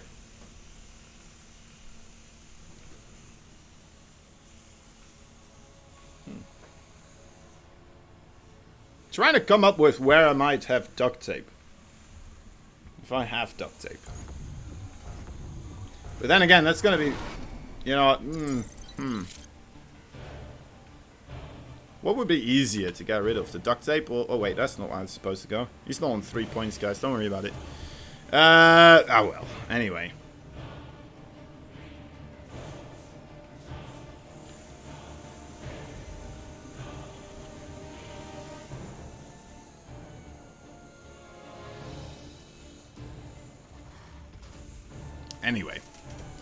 Anyway, this is some weird interaction we have going in the chat right now. I'm not not sure I'm following anymore. Someone's a god, Wyvers, and somebody else is a dog apparently. Anyway, bottom left side, Red Terran. He is Kaisi Gaming's Innovation.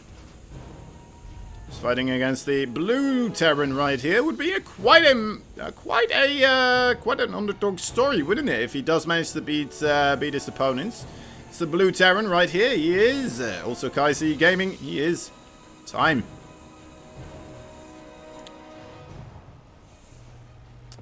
Yeah, what is you guys your full-time job? Starting to be curious now as well. I am a windskeeper. I take care of a lot of windy things.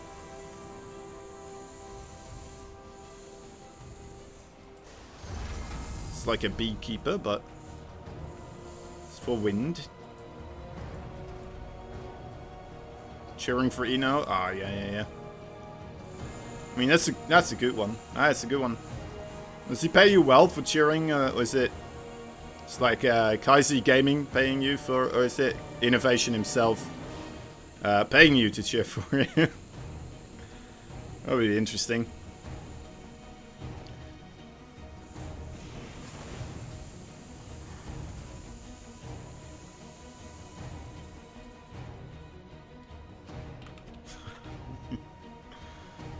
Alright. Flav Kadan. He's just, you know what? I think a lot of people always would like to be that occupation. Good old bit of the YouTubing, and then laying some pipe here and there. Oh, nice little nade there. Time doing okay job there in the early parts of the game so far, but. You know what? Nothing really too crucial will be achieved by this. We see a lot of an earlier base here by time, so a slight advantage to him. Innovation's gonna have a quicker attack, of course, though, because of this as well. You would say. Wait, what I miss? Why? Second barracks? Is there a second barracks? Second Reaper, I suppose. A Hellion as well. Okay, so Innovation just spending a bit more. Dough on the overall units here. There we go. Also starting up that siege tank a bit earlier. So slight lead here in favor for time overall on those two command centers.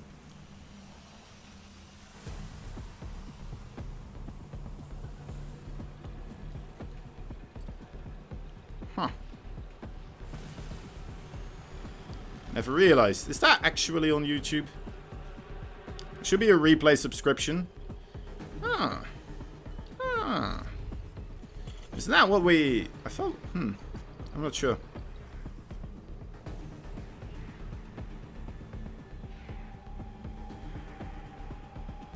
The problem with a YouTube, well, I mean, or a Twitch subscription for watching the replays would be we do put everything up on YouTube as well for people to watch. So maybe if we put it up with a delay, right, only like a week later or like a couple of days later. Maybe. Maybe. I don't know. I don't know. It's not that important. We'll be okay. Don't worry about us, I think. You know what? We're just happy with all these subs that we do get from you guys. From your fellas. So you guys helping us out on the Matcherinos. SCV ready. And, you know, if we're ever in any dire need, we'll consider that option, of course. Anyway, if it's not already a thing. I thought it was, but anyway. I don't make the decisions over that. What's happening here? A lot of Hellions and a Liberator coming in right now. Pulling the SCVs against the Hellions. That's not the best way to do it, but I suppose it's less bad than not having anything at all here. The Liberator as well. You know what? Still a continuous threat. Time doing a lot of work here, but there is a drop for Innovation as well. Across the pond, trying to get himself some damage here. The Liberator does get dealt with, so do the Hellions fall in this position. But Time overall in a little bit of a harder predicament right now. Having to deal with a siege tank and these Marines right here. Needs to keep targeting that siege tank there for Innovate. Oh, okay, no, he's just going to pick up and leave. Doesn't lose anything there, so ultimately the dust has settled. Innovation lost 9 workers. Time lost 6. So, yeah, Time in a small lead right now. But I wouldn't say that that is a tremendous lead that can just carry him through to victory here. Oh, this one actually, the third base being this much earlier here for Time. That is something I haven't paid attention to. That could actually be a little bit of a game changer as well. Innovation having that low HP siege tank at the front, that is also another one, well, a little bit of a mistake there, which I would say. They also have another second siege tank, so still going to be the one applying the pressure this time around. And I always feel that on its own already in TVT is a bit of a favored position, right? Because you're the one forcing your opponent to continuously adjust, keep reading your movements, and you're the one making the plays in this sense because of this. Oh, those auto turrets are going to be pretty darn feisty. No, actually goes for the interference matrix and a single auto turret. The Marines of Innovation in the main base, though, cleaning up quite a couple of those SCVs. Come on, Innovation. That's what all the Innovation fans are saying. Alright, gets another SCV, delaying those 2 extra barracks right there. Neither of these guys have Stimpack yet. This is also quite interesting, actually. And, yeah, finally Innovation finds himself in the worker lead. So, making great use of being the one that is aggressive right now, but at the same time, let's take a look at the units tab overall. Okay, no, he still has the two Ravens versus 1 Raven. 4 Vikings, 3-3. I mean, that's looking equal. That's looking as equal as it can get, honestly. Except for having 2 Ravens, of course, instead of 1. That is a massive advantage. Twice as much of the energy. Twice as many interference matrices. Twice as many of the auto turrets. This is a interesting one. Sending out the Hellion first and foremost. Trying to find out, I suppose, where the Army of Time is. Where the Vikings are. Or something like this, perhaps. Peculiar. Peculiar. Moves away again as soon as he saw that the Vikings were here, so. Anyway. Uh-oh. A big fight here. Anti-armor missile, though, really kicking in right now. Time suddenly with a massive advantage in units right here, coming into that 3rd base location. For siege tanks ready to roll, and I mean, Innovation, all he has is those 2 Ravens right now, trying to also do quite a bit of damage. Command center getting a little bit low here. 1 siege tank remaining for Innovation to hold this off. All the SCVs are being pulled. The Vikings land, though. Gonna try to get rid of all those SCVs, and most of them do fall very, very quickly. And it looks like Time will take the battle here overall. More reinforcements still rolling in. It's mostly Marines though, so a single siege tank. Oi, oi, oi. I'm not sure if that's gonna be enough here. It needs to get into a good position. He's really desperate to try and get this location reacquired, and going in a little bit too quickly. Those Marines would have been absolutely crucial actually to hold this. Instead, Innovation sending in stuff one by one. Okay, does manage to hold on for now, and does manage the kill of 14 workers as well with the 2 Ravens there. But you know what, actually Time not ready just quite yet with this location. Resets up another siege tank. That base really low on the HP right now. GG still being called, and Time wins it, actually taking down Innovation here in a best of 3. The underdog will reign supreme right here, and gets himself the first victory. Will be the first person to qualify for the playoffs that will be happening at a later date. Very well played there by Mr. Time. I'm thoroughly impressed. And yeah, I mean, taking out Innovation there in 2 matches, pretty darn cool. ITaX, you gotta go. Thank you for watching, my man. I had a good time chilling with you. Hope to see you around next time again as well.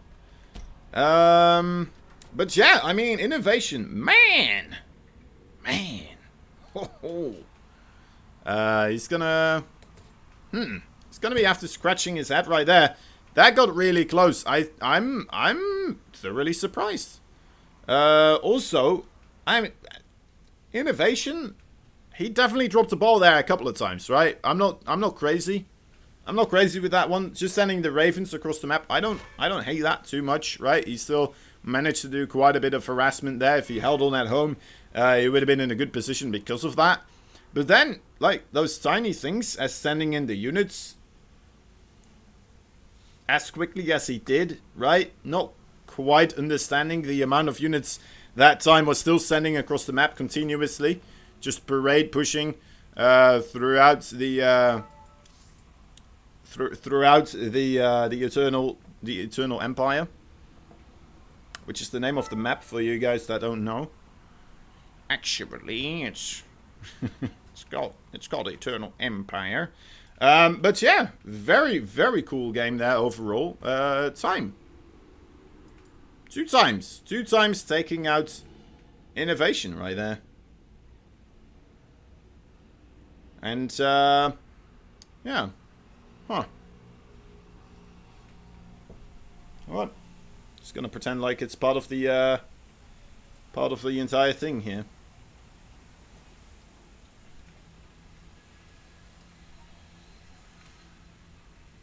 Can't believe it's a really big jar, guys. But a really big jar. All right, so we have Armani versus SOS right now, taking the reins, trying to do a little bit of vetoing.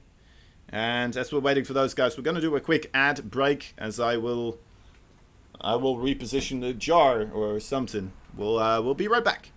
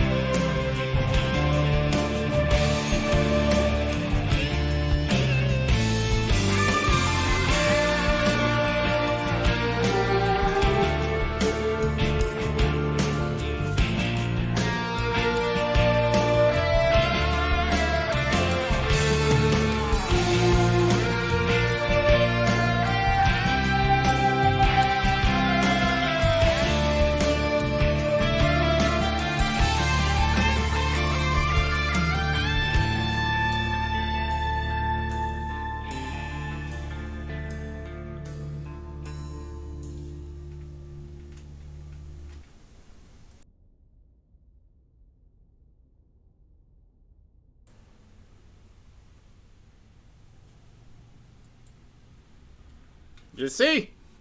You see how big this jar is? I told you guys. It's a big jar. Wasn't working. Wasn't doing its job. So, you know what? I decided to give it a little bit of a break. Give you guys the opportunity to see the jar. It's a big jar. You see? It's a very big jar. It is massive, isn't it? What a jar. Very cool jar. Alright. Alright, he's gonna stick with me here for a little bit as we're watching StarCraft 2. Yeah. Is this the thing I used to drink milk with when I'm off stream? That's right. This is Billy the milk jar. That's right. It's a big one. Don't drop it, otherwise, you know what, the shards, it will take me two years to get rid of all the things. It's a jar, it's not a bottle, it's a jar. Cherry the jar.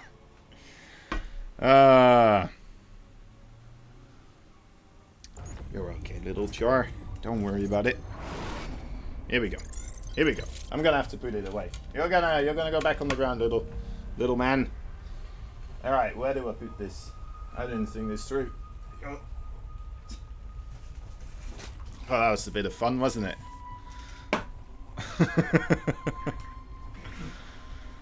All right, here we go. We have arrived in the loser match between, you know what, two guys with two different colors right here. We're gonna, oh wait, hold up. Aha, nice. You know what, turns out last time I had a red player with a barcode, it was also SOS. SOS, famous for doing barcoding. Anyway, we got ourselves a PvZ matchup right here in the bottom right side. We have the Jina Green Wings, Red Protoss fighting for the, well, I guess the Jina Green Wings, I already said that. Anyway, is SOS. Top left side, and we have the blue Zerg fighting for the Afrika Freaks. There we go, it came back to me. He is our money. Having his hatch blocked so far, it looks like. Trying to get it re-established there on the third base instead. Alright.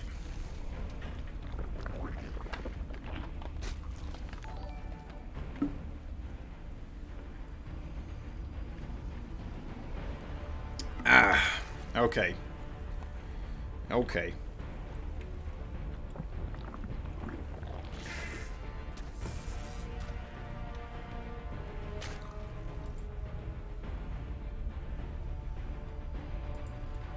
What are they doing? What are they doing? It's not much yet, is it? We'll have to wait and see. Yeah, well. Oh, well. You know, like, lifting that jar really takes a toll. Whew. Makes you a little bit tired overall. Probably should have saved that for the end of the stream. I'm just all tuckered out. I'm not used to carrying the jar around. Anyway, Grass Coyote, Suru Play. Thank you both for the follows there. Much appreciated. Hope you guys enjoy the StarCraft 2 from the Alpha X crew, because we are, you know, Alpha X, a big ensemble of all sorts of people, all shapes. Shapes. I wanted to say shapes and sizes, and I just said shapes instead. We're all type of shapes here. But yeah, from all over the world, we got Europeans, Americans, we got the Koreans. All that good jazz. And, you know what? Providing you with as much StarCraft as we can deliver. Without just falling over. You're full of shapes. That's right.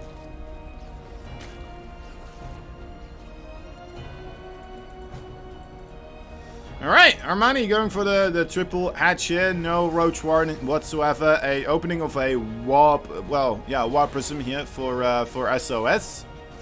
I'm just waiting for him to go crazy eventually, right? I suppose his biggest builds won't be shown here. Anything new or crazy won't be tried, but you know, I'm still hoping for something, right? We're still hoping that he tries to do some old thing from the past that we kind of forgot about. That. All right, yeah, this is a thing SOS does sometimes, isn't it? Kind of hoping that something like that will rear its SOS mug around the corner at some point, but so far it doesn't look to be the case. We do have a Roach Warren here on the way now, though. That is, you know, I believe that did start around the 4-minute mark. Not a lot of Zerglings, though, overall, so Armani, I would say, not completely prepared if this were a adept attack, right? Feels like he would have lacked a little bit in the overall defensive posturing of those Zerglings. They are very important to use for the initial wave of those adepts to avoid these shades, to just run away from the roaches and get yourself into a lot of trouble. Now, another thing, actually, as we are seeing these immortals and sentries going across the field, of course, Zerglings are very, very useful against that as well in those situations. Okay, adepts, stand your ground. Oh my god, they're actually pushing back this adept right now. It looks like he finally will get himself sorted. Oh, doesn't get the full wall of though, and these 4 Zerglings here actually being pesky enough to delay this attack by quite a bit. And look at the reinforcements we have now for Armani, ready to run into this attack that is coming in. Still looks like a little bit of a scary one, though, not gonna lie. Could still be rather strong. But instead, it's, well, SOS's choice will be going for the defense instead. And that's probably the right one, as this is going to allow him to get himself some shield batteries here. But also, of course, the Cybercore and the gateway at the front of the door. A little bit of a scary moment in time. Okay, good targeting there on the low HP egg of a Ravager. The Biles do get dodged. One of the Immortals as well are going to get gunned down, and those Immortals very important. I know there's no more Roaches, so no bonus damage, but still very, very lethal nonetheless. And then even not against armored units, that damage output is absolutely ridiculous. I wonder if SOS is just leaving his War Prism right here, trying to bait out the Biles, so that maybe perhaps he can just dodge them with the War Prism and not have them land on the pylons and infrastructure right now that he's so desperately trying to keep up. Okay, this is starting to get a little bit scary for Mr. Armani, I would say. He's been here for a while, but so far he's not really making anything work. He's not lowering the overall army supply of SOS here by any stretch of the imagination. It's still a small lead, of course, here for Armani, but being so far away from his main base, that is a rather difficult thing. 2 Immortals, 2 Archons, the devastating combo. They're on a double date right now, ready to eat some Ravagers and Zerglings, Roaches, and Queens perhaps as well, if we do come across those. I mean, this is starting to get more and more scary. The Roaches and the Ravagers starting to really dwindle in numbers right now, as SOS still doing quite a lot. Actually does manage to get the Zerglings on the Immortals and the Archons fighting the Roaches, but it is still not quite enough here, it seems. Great micro overall from SOS. Oh, don't lose an Immortal, as I just compliment your micro. Please don't do that. Didn't happen yet, though. Alright, we'll keep everything afloat. Just to be very careful. 1 HP on that Immortal. Ooh, okay, you know what? Cleaning up some of the drones. He held off the offensive as well, but is this enough now? He's ahead in the work account overall, but I mean, it feels like he will try to commit here as much as he can. The War Prism not going down to the Biles just quite yet. The Zerglings having trouble finishing this off, not quite being able to intercept those Archons and the Immortals from running away. Careful with that Immortal. Yeah, that is very low HP. Let's keep it alive for a little bit longer. And this is a weird Kind of Dragon Ball Z Kamehameha versus some other Kamehameha battle.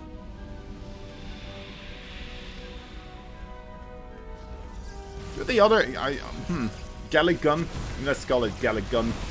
That's Vegeta's Kamehameha, isn't it?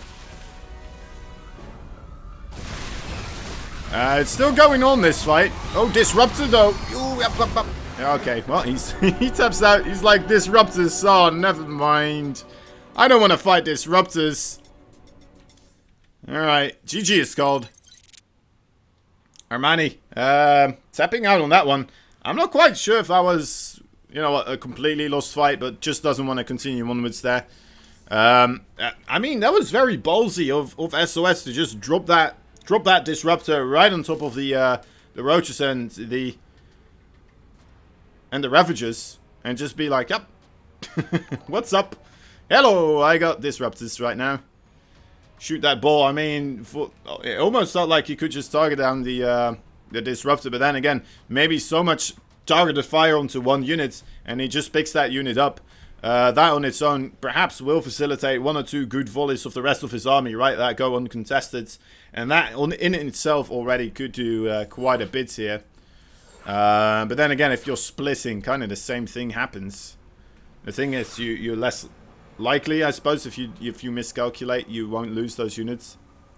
I don't know. It was a weird one. It was a weird little final battle there, but yeah, Armani felt like he was on the back foot there for a while. And just fell behind SOS, still managing to keep tacking up onto a new high of, you know, Proto Civilization. And, yeah, getting himself the victory there because of it. So, we're moving on into game number 2 with SOS, 1 point on the board so far.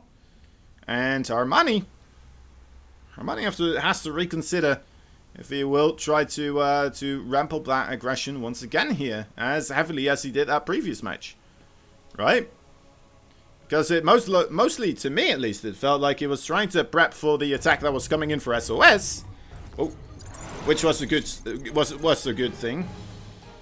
But then ultimately, if you're not quite ready then for for anything to follow it up with, right? Or if then the attack doesn't happen, is what I mean, and you don't have anything to follow it up with, right? You're just sitting there with a massive army. You're like, let me make more army. Then all of a sudden, it doesn't become like a defense against an all-in. It becomes your all-in that's trying to attack somebody that was already trying to all-in. And you know what? I don't know if you guys ever played StarCraft 2, but usually, if you're already prepping for doing an all-in, and you get all-ins, you're just sitting there defensively being like, oh, this is working out fantastically. And that's kind of what we saw right there. Yeah, so that's just having full prep against everything. Did you see that drone for Armani just kind of scooting on by? It's like he wasn't even checking if there was a probe. I guess he saw the probe with the Overlord there, I suppose. So he wasn't even trying to go for the natural anymore. He was just straight up being like, alright, I go for the third base. That's okay. Anyway, Dahaka SC2, thank you for the follow. K Stunner as well. Williams DK18. Carl China 1234. Thank you all for the follows. Enjoy the StarCraft 2. For it is here for me and you. Alright. So it's a song popularized by the famed StarCraft 2 musician, of course, Tempo. It's just one line there, and that's how far he got for that one. And that's my favorite song. I don't know what I'm trying to say here. Probably not. I'm not saying anything, actually. Right, with that win is out of the way, let's wait and see what these boys are doing. Third base for Armani. Is he still gonna delay it a little bit here, going for the 2 queens. Still perfectly fine. Should try to get it up pretty around this time period right here. Where's that third base drone? That's why he's not spending those larvae at the moment.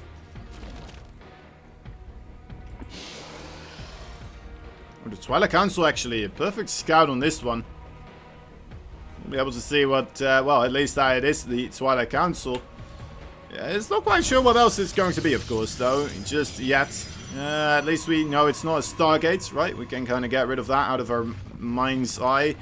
But at the same time, of course, it could still be quite a lot of other stuff. Dark Templars. It can be Adept Glaive. I have seen some very... well, sometimes use of charge slots, but... Unlikely thing to happen. Most likely the Glaive and the Dark Templar, of course. So that's probably the two things that he's considering. He's got his Overlord in the neighborhood already. So he sees that actually this Twilight Council is researching right now. So you can see the little lights going up and down. I don't know what kind of flash mob is inside of the tower here. But the Protoss love to do that type of stuff. What's happening? Does anybody know Korean in the chat? Does anybody know Korean in the chat? Pervy Overlord. Exactly. Imagine there actually being like people just with light switches on all of these. It's like a big flat or something, and I don't know. Is anybody following the idea I'm putting through here? And it's just all like making this wave. So you know what? Corona time's making everybody look quite bored. Doing all sorts of stuff. You know Korean, yeah, okay. You know Korean. I see how it is. Alright, anyway, we have 4 gateway adept pressure here on the way for SOS, so not completely all in, just, you know, a little bit of a commitment. Definitely something you still want to do a bit of damage with, otherwise, you know what, we have seen some alternatives where you can get those adepts. Just kind of, you know, as long as they don't die, right? You keep them alive.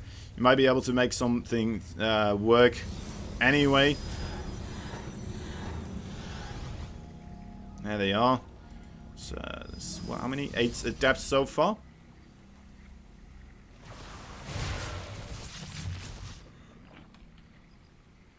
This time around, Armani completely ready with the circling numbers, though. Looking pretty sharp. Adept Glaive almost ready. Another 4 adepts coming in. And as I was saying, right, another thing we can see, as long as you keep the adepts alive, you can transition into some sort of a sentry with immortal attack as well. Having those adepts there to facilitate a lot of damage against the Zerglings. And then you have immortals against the roaches. And it's a possibility. I've seen it happen. I'm not quite sure who it was anymore. It may have been Nice or Patience or something like that. They've been taking out some pretty hefty opponents with that one as well.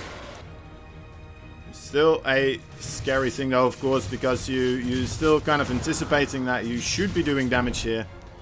And if you don't get that damage done, you're going to have to be scratching your head wondering, you know what else can I do at this moment in time? And that's kind of where we are right now, right? He hasn't lost a single adept yet, but Armani's defense has just been too stellar to really allow for any type of a defense. Wait, it's too stellar of a defense to allow for a defense. No, what I meant to say for an offense, right? For any shading to continue in here. This is a lot of adepts right now. I mean, if we just keep this going and it becomes like 200 supply worth of adepts versus 200 supply worth of Zergling roaches, who would win then? Who would win then? Did anybody already see that game where they go into 200 supply adepts and 200 supply roach Zergling? Because I sure haven't. Still not a single adept died. 4 Zerglings. There is indeed another disruptor on the way. Who knows? Maybe we're going to see another GG the moment that disruptor just kind of comes into play. We'll have to wait and see. Zerglings finding that 3rd base here for SOS. SOS attempting to get a cheeky Nexus up. So defending with those sentries very nicely. And more gateways. Okay, more gateways. 2 disruptors, always better than 1. Where is that War Prism right now? We need that to help carry those disruptors around. There we go. Oh, there's a changeling as well. Just seeing absolutely everything here. Observer goes down, so SOS a little bit in the dark now. Actually, completely in the dark now. Still has the Adept Shades, though, of course.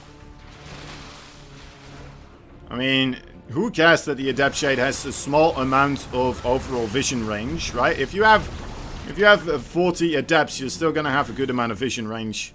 No matter how small you make that range of vision. There you go. Your warriors have engaged the enemy. Seeing a little bit here. There's a couple of Zerglings still trying to make run-bys occur. Not quite. Oh my god, he just let that shade finish. Are you kidding me, SOS? Why would you do that? Getting caught off guard there by the attack. Same as me, trying to focus on that location there and getting punished quite heavily for it. Losing a lot of those adepts. 14 of them, actually, in fact. Go down and he's... Oh no. Oh no. Ooh, War Prism speed saves the day. Oh my. Oh, imagine that. Losing those adepts and then also losing the War Prism with 2 of those disruptors in it. Oh my dear lord. Oh man. That would have been nasty. I would have flipped my table if the wind wasn't already doing that.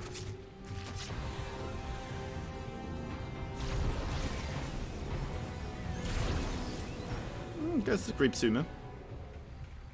You know, something happening there for SOS. But ultimately, yeah, I'm worried, guys. I'm worried as all can be. I mean, SOS still not finding anything to work here. I would like to see a second War Prism, maybe. I mean, he's shown that his multitasking is pretty good, except for when he was, like, you know, being attacked and the adepts there for a second. Other than that, he's been doing okay. He saw the Spire, yes. No, he definitely did. I mean, he's seen the Corruptus as well.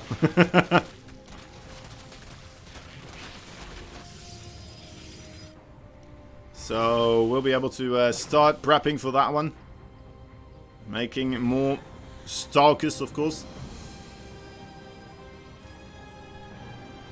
But then it already would be the likely transition here to get a bit more of a Stalker composition. I guess he could have gone for charge slots as well, but he doesn't have charge upgraded, right? He only has the blink upgrade, so I think overall he was kind of anticipating this to be a possibility overall. And the blink stalkers being nice components as well against roaches and ravages.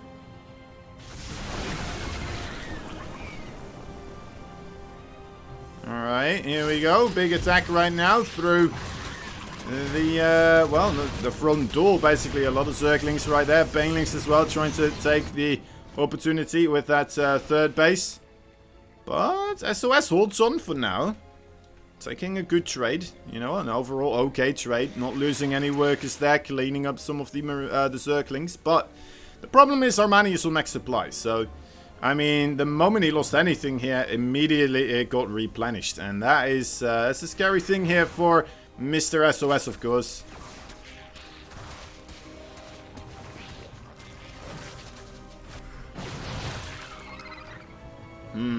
Okay. A little bit of pressure here on that, whatever amount of base that is. The 5th? Sure, let's go with the 5th. Couple more banelings coming in again. A nice defense here for SOS. Not taking damage there.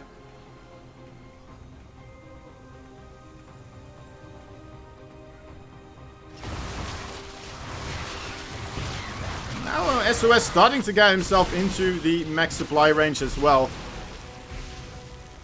This is where things might become a little bit hairy here for Armani. Still has a strong, potent force though, of course. Nothing to be sneezed at. He's getting himself the hive attack. This may be an opportunity here for SOS to come in before that hive attack is completed. And we're going to see Vipers and Broodlords and stuff like that starting to be entered into this mix. Or just more Banelings, of course. That's a possibility too. Oh, my dear lord. He finds a better opportunity. SOS. Okay, only losing 4 workers. That could have been a lot worse. Could have been a lot worse. Still okay. Maybe build a building here or something to not let that happen as easily anymore. What happened to the disruptors? Okay, they're just with the army now. Alright, will we have a fight here? Big blinking forwards. The Banelings, they are rather numerous, but you know what? With those Archons at the forefront, it's always quite a little bit difficult to really get yourself through there. And on top of the rest of the squishier bits of the Protoss underbelly. Let's take a look what is what's going to be traded here. There is a big attack of Zealots and Archons as well on the top side. So taking the attention of Armani away. It does get cleaned up rather nicely. A big Zealot warping into the main base as well, though. The Warp Prism needs to get out of there. What is SOS trying to target here? Overall, it looks like just drones. Interesting. Not specific targeting. Anyway, we'll be pushing through the middle, though. This base has been evacuated by Armani. So that should be a picked off base. Oh, Zergling's getting called out. And sure, Zerglings aren't that expensive, but the bank of Armani is dwindling away here. And he doesn't have that much remaining anymore. It's completely gone right now. We have 6 Brute Lords on the way, but these Stalkers are incredibly close by. We're going to be having them visible pretty darn soon. Is he going to jump underneath it?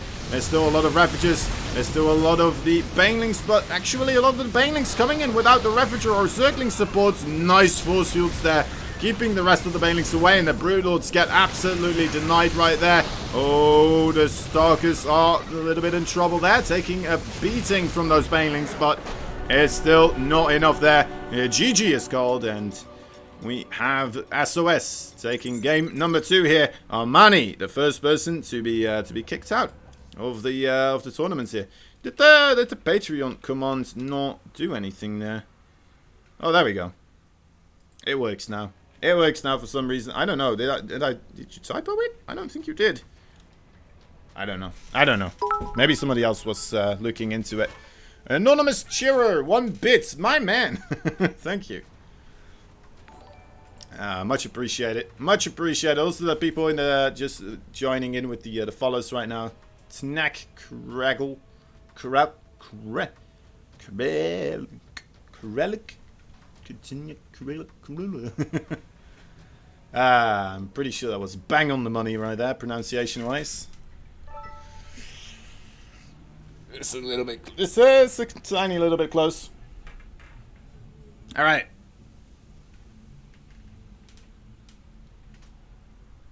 All right. We have arrived, guys, at the final best of 3 here of today. Armani versus Innovation are going to be taking up the sword against one another. And well, I mean, we have we? This is wait. What? Hold up. Hold the phone. Hold the phone here. Isn't this what we started with? Isn't this what we started with? No, wait. We started with Innovation versus SOS. That's right. That's right. That's right. These guys not yet really having had a fight with one another.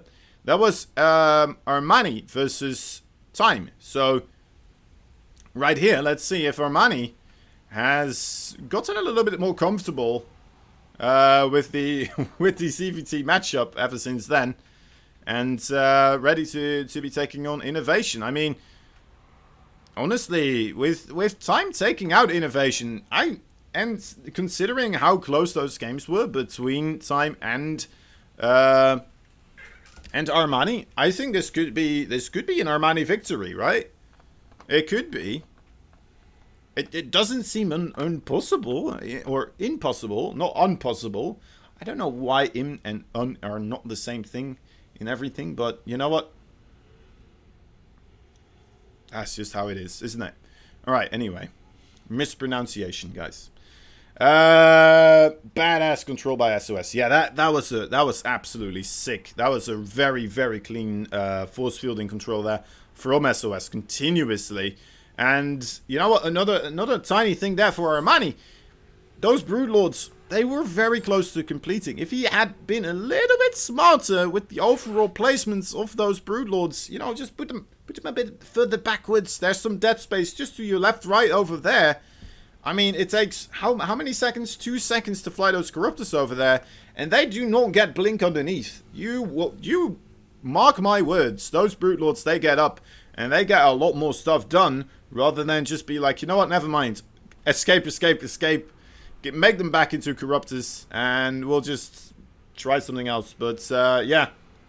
You know what? SOS finding that opportunity and getting himself another victory on the boards. And it looks like we need another little quick break here for our Korean, for a couple of ads. And, yeah, we'll be right back. Everybody will be right back. Blammo. Only a couple ghosts, though. 3 ghosts in the army of Kiwion right now. It's not enough. It's not enough. Caustic Spray is doing so much damage for Ragnarok, and here we go. Ragnarok ready to engage. Gonna catch. Actually, a really nice place here for Kiwion, but oh man, the Neuroparasites from the backside. Ragnarok Neuroparasites every Thor, and with 4 Thors still Neuroparasited, Ragnarok is gonna close things out. 2-0. Gee. My. What a game.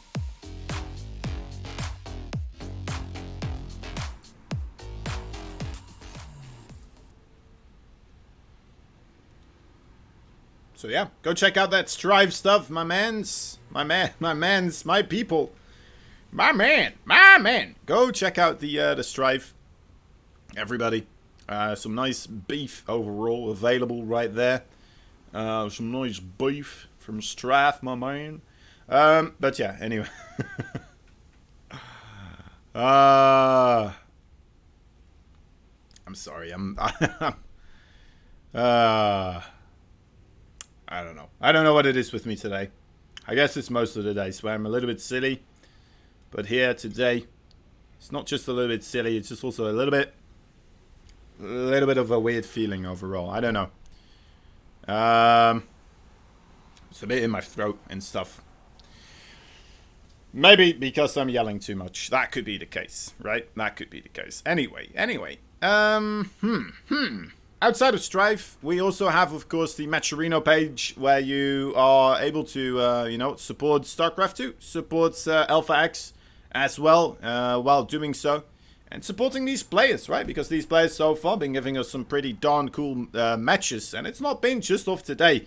We've had an entire previous bracket taking place before this one, right? This tournament consisted out of four other brackets. Let me actually see. I should be able to quickly get this on the screen for you guys before this actually picks off.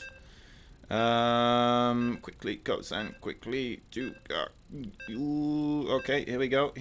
Okay, we're on it, and blammo. There we are. You see. This is the tournament right here that we are watching right now. Innovation, Rogue, Cure, SOS, Armani, Parting, Zest, and Time. All those 4 players did manage to secure victories in the previous group stage. This is the second group stage right now. The group of 8 over here. These 8 players. We're watching the first 4 duke it out right now. Time moving onwards. Armani, unfortunately, not quite making it. And Innovation and SOS in this final match right now. So the reason for me showing you all of that right here in you know, in a little bit of a panicked state was because I was talking about the Matcherino, and the Matcherino allows you to buy the replay pack. Now the replay pack, it's not just for today, guys. It's going to be replays from all those 4 different groups, and it's going to be for those. 1 second. Oh god, that's always making it difficult. Anyway, yeah, you're gonna get the replays from all those 4 previous group stages. You're gonna get the replays from this group stage, the next one that's going to be played on the Sunday. This Sunday, actually, at the same time, 1 p.m. CEST, and also the playoffs, right? The playoffs with 4 of the best players right here. We still have available, and one of these guys is going to be joining us there for another attempt at victory, and the other one, unfortunately, is going to get kicked out here in the group of 8. The group of 8. It almost sounds like the group of hate, but It's not quite there yet. It's not quite there yet. Only 2 people will dissolve into hatreds from this one. And the other 2 will be ecstatic to move on through. To try and get a bigger slice of the pie overall. Alright, alright. McFrucht, great brackets. Thank you, my man. Thank you. We put in a lot of overall efforts, right, with our admins, trying to facilitate the best StarCraft 2 for you guys. Anyway, I didn't introduce these guys yet. There's already some stuff happening here that probably requires a bit of attention. In the bottom left side, there is a red Terran player fighting from Kaisi Gaming. He's completely walled off. He's only got a single gas right now. He's going for a quick Widowmine drop, I'm assuming, here. Anyway, he is in Ovation. Top right side, his opponent for today. As his last opponent in his tournaments. It's the blue Ro8 fighting for the Jin. Green Wings, he is SOS. And in fact, we are seeing a Hellion being the first thing coming out of this factory right here. For a moment, I thought we were going to be seeing the Widowmines immediately being utilized here by Innovation. Maybe even getting himself the Armory as well to, you know what, do one of those weirder timing attacks that we've been seeing kind of gain popularity for Terrans with the Thor follow-up immediately afterwards. But yeah, we're not quite seeing that here. Not quite seeing that here. Just Hellions taking part with a medevac, and we'll be trying to do some overall damage right there. These Marines on the map, I'm not quite sure if they're trying to find hallucinations, if they actually are trying to get some damage done across the map here. I mean, they know there's only 4 of them here, right? They know that's not a scary amount of Marines. That's the amount of Marines where a properly controlled Stalker can 1v4 them. 1v5, I suppose that is still kind of the same thing, especially because you don't have Stimpak. You don't have Combat Shield. What are you doing with these units right here? Alright, well, in he goes. Maybe just provide a little bit of distracting. And you know what? Actually, this is starting to work out already rather nicely. There are the Hellions. I take it all back, Innovation. Those 5 Mariners here, providing quite a bit of valuable time for these Hellions to come in. Actually, missing some of the synchronization of the shots here and only gaining 2 kills so far. There could have been so many more, as you are supposed to one-shot here with the 3 Hellions, but quite a bit of miscontrol here, I would say, from Innovation. Not having those Hellions do pretty much of anything here. And only 3 workers go down. 3 workers. Are you kidding me? How do you only lose 3 workers when there's 3 Hellions in your main base that got to shoot all of them like 6 times? That is not supposed to happen. If you do that correctly, you should be able to get at least like 6 probes with all of those shots. And we only lost 3 there. We only lost 3. I mean, the shield batteries really weren't the problem there. Honestly, guys, that was kind of facilitating a little bit of a help there. Definitely, right? A helping hand. But, I mean, if the control of Innovation was correct, he would not have been able to only get 3. He would have been absolutely fine. Maybe this is going to be a little bit more fortunate. Doesn't look like it will. 2 probes. Matter of fact, does get picked off there, so. But yeah, I mean, man, that's a blunder. That is a blunder from the micro of Innovation right there. Did he really get out with that Widowmine? Did he really just manage to just run out with a Widowmine?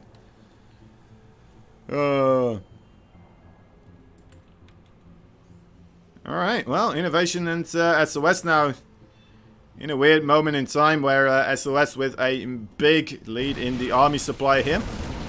The Starker's not quite feeling comfortable enough though with taking on a siege tank and a bunker fully filled up with all this stuff. There is a Widowmine here as well, it looks like. Is there not a Widowmine here? Am I going crazy? Is this the only Widowmine? Okay, I am going crazy. Guess I held shift there. Alright, anyway. SOS in a good position, right? I mean, that was quite a bit of overall money invested from Innovation, trying to secure himself a lead in the economy there, and pretty much the opposite happens, right? He just put himself behind because he delayed so much stuff here, trying to get himself a quicker factory, trying to get himself the quicker Hellions, the medevacs, all that jazz.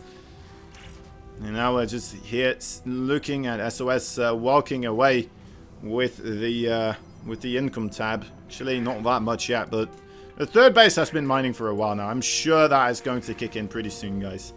I mean, 3 mules are pretty darn good as well, aren't they? They really are. Jeez Louise. Okay, well, more mules. Okay, there we go. Slowly going into favor for SOS here. Of course, though, the Protoss is supposed to be ahead in workers, right, overall, so it's not as of a massive lead here for SOS. Still definitely playable for Innovation. But he needs to make a couple of good moves, right? Needs to take a couple of good trades. Try to equalize out the score. And, let's see. Alright, oh, Innovation not moving across here. He is ahead on the army count overall, but probably as soon as he arrives on the opposite side of the map, it's gonna be the opposite way here, where suddenly SOS has the lead. At least in that sense. Oh my dear lord. Okay, this is quite the aggressive SCV pool right here. A lot of them already being intercepted by those stalkers, so a very, very weird way to start this battle off right now. SOS also going in with a big zealot drop into the main base, but losing the Wipers, and with 3 zealots in there. You know what? Actually, Innovation suddenly may still be able to get something to work out here. Kills off the shield battery. And now there's no shield battery overcharge available to really be utilized anywhere here for SOS. He may just want to evacuate this base right here. Alright, Zealots, Blinkstalkers trying to get right on top of the siege tanks. The single Colossus does get targeted down, and, well, I think, you know what, SOS may have just been a little bit too greedy with going for a 4th base in this situation. Really anticipating Innovation to go for the economy game here, and instead suddenly being met by the everlasting fury of the SCV pool. And GG is called. Innovation takes game number 1. Ghost in the army of Kiwion right now. It's Oh, not enough. oh, It's oh, not enough. creating the workaholic. I mean, he's back. He's back. All right.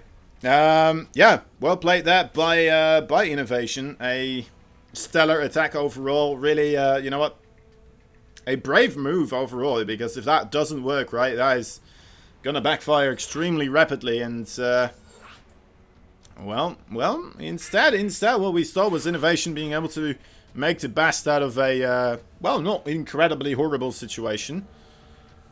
Not a bad situation by any means, you know, I would say either. Just not one that was favoring him, right? That's how I would put it. I'm very bright here. I'm very bright. Anyway, moving on through is going to be in game number 2. Death Aura, Innovation leading 1 point. SOS needs 2 points now. That's how it works in a best of 3. I'm pretty sure you guys know what a best of 3 is, right? I don't need me to explain that to you. What do you guys need me to explain to you right now? Is there anything in particular? I don't think there is necessarily, right? That was just a very strong attack from Innovation. I'm kind of curious if he stopped building SCVs there for a little bit, because that was something I wasn't really paying attention to.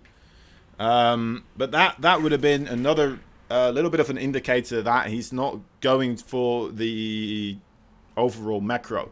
That 3rd base, very often we see Protoss, right, going for a 3rd base, and then that being a ruse. Very often against Zergs, sometimes occasionally against Terrans as well. But this time around, Innovation actually making that play.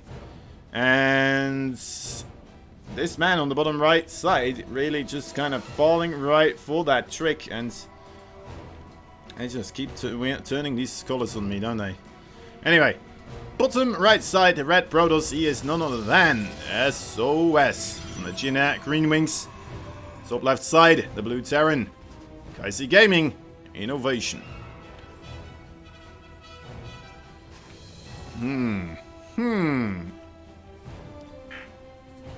Also, SOS fighting those SCVs. It's funny to say, SOS fighting the SCVs. On the other side of the map, I'm not quite sure. Was that a thing that benefited him? Was that a thing that benefited him? Overall? What do you guys think? Because those Stalkers, yeah, sure, they managed to get quite a couple of the SCVs killed. He lost a couple of them as well, though, as there were Marauders and a siege tank as well, still fighting alongside with those SCVs. Well. Max Specs would be proud. Also, of course, let me get the scores here. SOS banking it. It might have been to try and help delay the push a couple of seconds. It seems like a logical move to eliminate the SCVs when they're unattended by the army. It really does, doesn't it? But at the same time, it felt like he lost a lot of the Stalkers there. And the overall siege tank timing attack, it still managed to kind of unhindered move across the map, right? Because at the same time, you take out the SCVs, but also it stops you from actually being able to force siege ups from those siege tanks, right? Which is the biggest way to delay a push like this. And oh my dear lord, can you go drive somewhere else, please? Thank you. Ah, some people.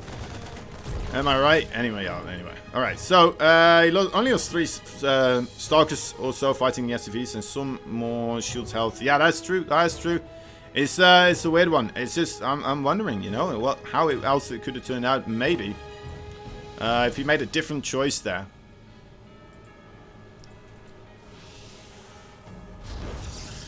It also, it also kind of stopped him from being able to use the shield battery, right? Because, well, maybe not that in particular, but just not being able to spot the rest of the attack already being that far out across the map. He wasn't in a position to make use of that shield battery. And shield battery overcharge, one of the main components right now to holding off against those types of attacks. Alright, Stalkers coming in to dink some stuff.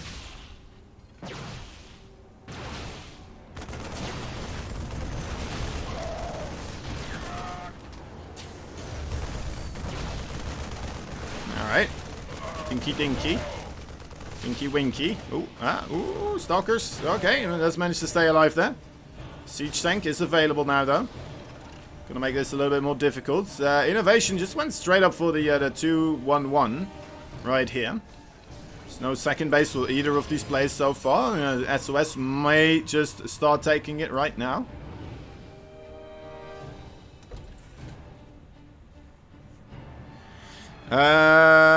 Maybe he didn't have vision on the main advance. I didn't notice. Yeah, I don't think he did. I really don't think he did.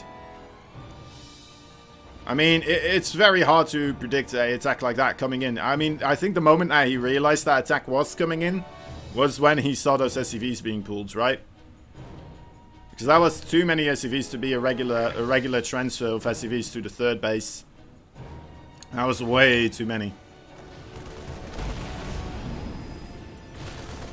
Alright, here we go. Innovation starting to ramp the aggression up as well, a little bit on the other side of the map. Siege tank and 3 Marines still remain here for this medevac, as well as just starting to move across here. Speed Stalkers, they look kind of funky, don't they? They're getting a little bit low though, need to be careful. Very valuable units to keep in your arsenal here. Especially if you get yourself a shield battery here near this second Nexus. Alright, will get himself in front of the attack this time around. Sees that it's moving to the right side. This is very valuable intel already for SOS here. Making great use of this War Prism, actually.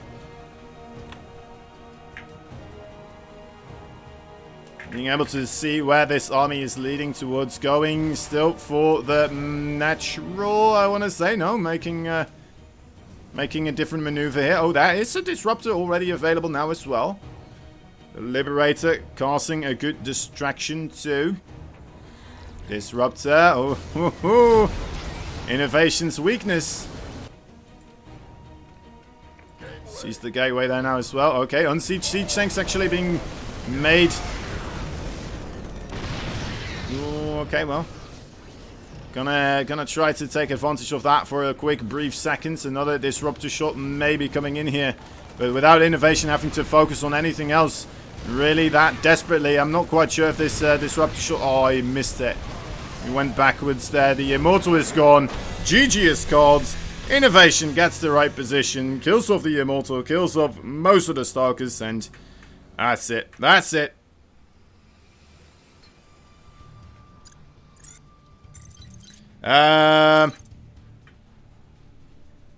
Yeah. That's unfortunate. That's unfortunate. I mean, he had 7 army supply left, guys. He did have 7 army supply left. Those siege tank shots really doing a number on SOS there. And Innovation playing that absolutely marvelously. Just overall not falling for the tricks of SOS there with the 2 gates, the 1 proxy gate. And yeah, very well played. Alright, guys. I'm kind of curious what you guys mentioned about the other things as well. Maybe didn't have vision on the main advance yet. That's true that we talked about that. So, honest mistake in that regard, yeah. He did not, I think. Wait, what? Then hard to blame him. He probably thought he was delaying the push at that front. Yeah, true, true. Well, he should have known when the army pushed. He's not, yeah. It just was a bummer that he didn't see it, right? It was a bummer that he didn't see it. Anyway. At least not at the right time, not at the right place. And, you know, with that 3rd base coming down like that, I mean, do you really expect an SCV pool at that point?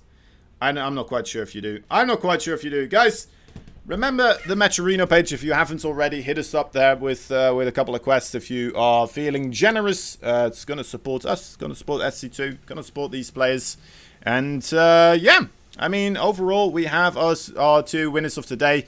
SOS, unfortunately, not quite making it there against Innovation. So, we actually have the 2 Terrans of today moving on through. Let's take a look at the bracket right here that we have available. So, yeah, SOS and Innovation, the final battle there.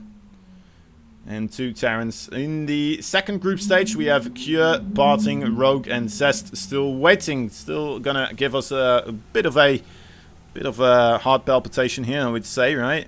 Let's see who will be able to get through that group and also start participating in the playoffs right here. 2 best of 5s and a best of 7, which will be happening at a later point. Let me see if we already have a final date here available. No, just the start date. So I'm not quite sure when those playoffs are, but most likely on a Wednesday, Thursday, or oncoming weekend. I hope Sushi is here and he will be able to tell you right away. Anyway, guys, that's going to be it for me. That's you guys right there. Let me. That's fine. That's fine. All right. Am I living in Amsterdam? No, I'm living near Haarlem. Haarlem, the outskirts of Haarlem. Haarlem. Yeah. All right. Congratulations to Time. In particular, of course, taking that one, and Innovation as well. Just finishing it off. And we're going to look for somebody to raid, and we're going to see you guys, hopefully, on next Sunday with the next group coming up. Have a good one. Talk to you later. Bye-bye.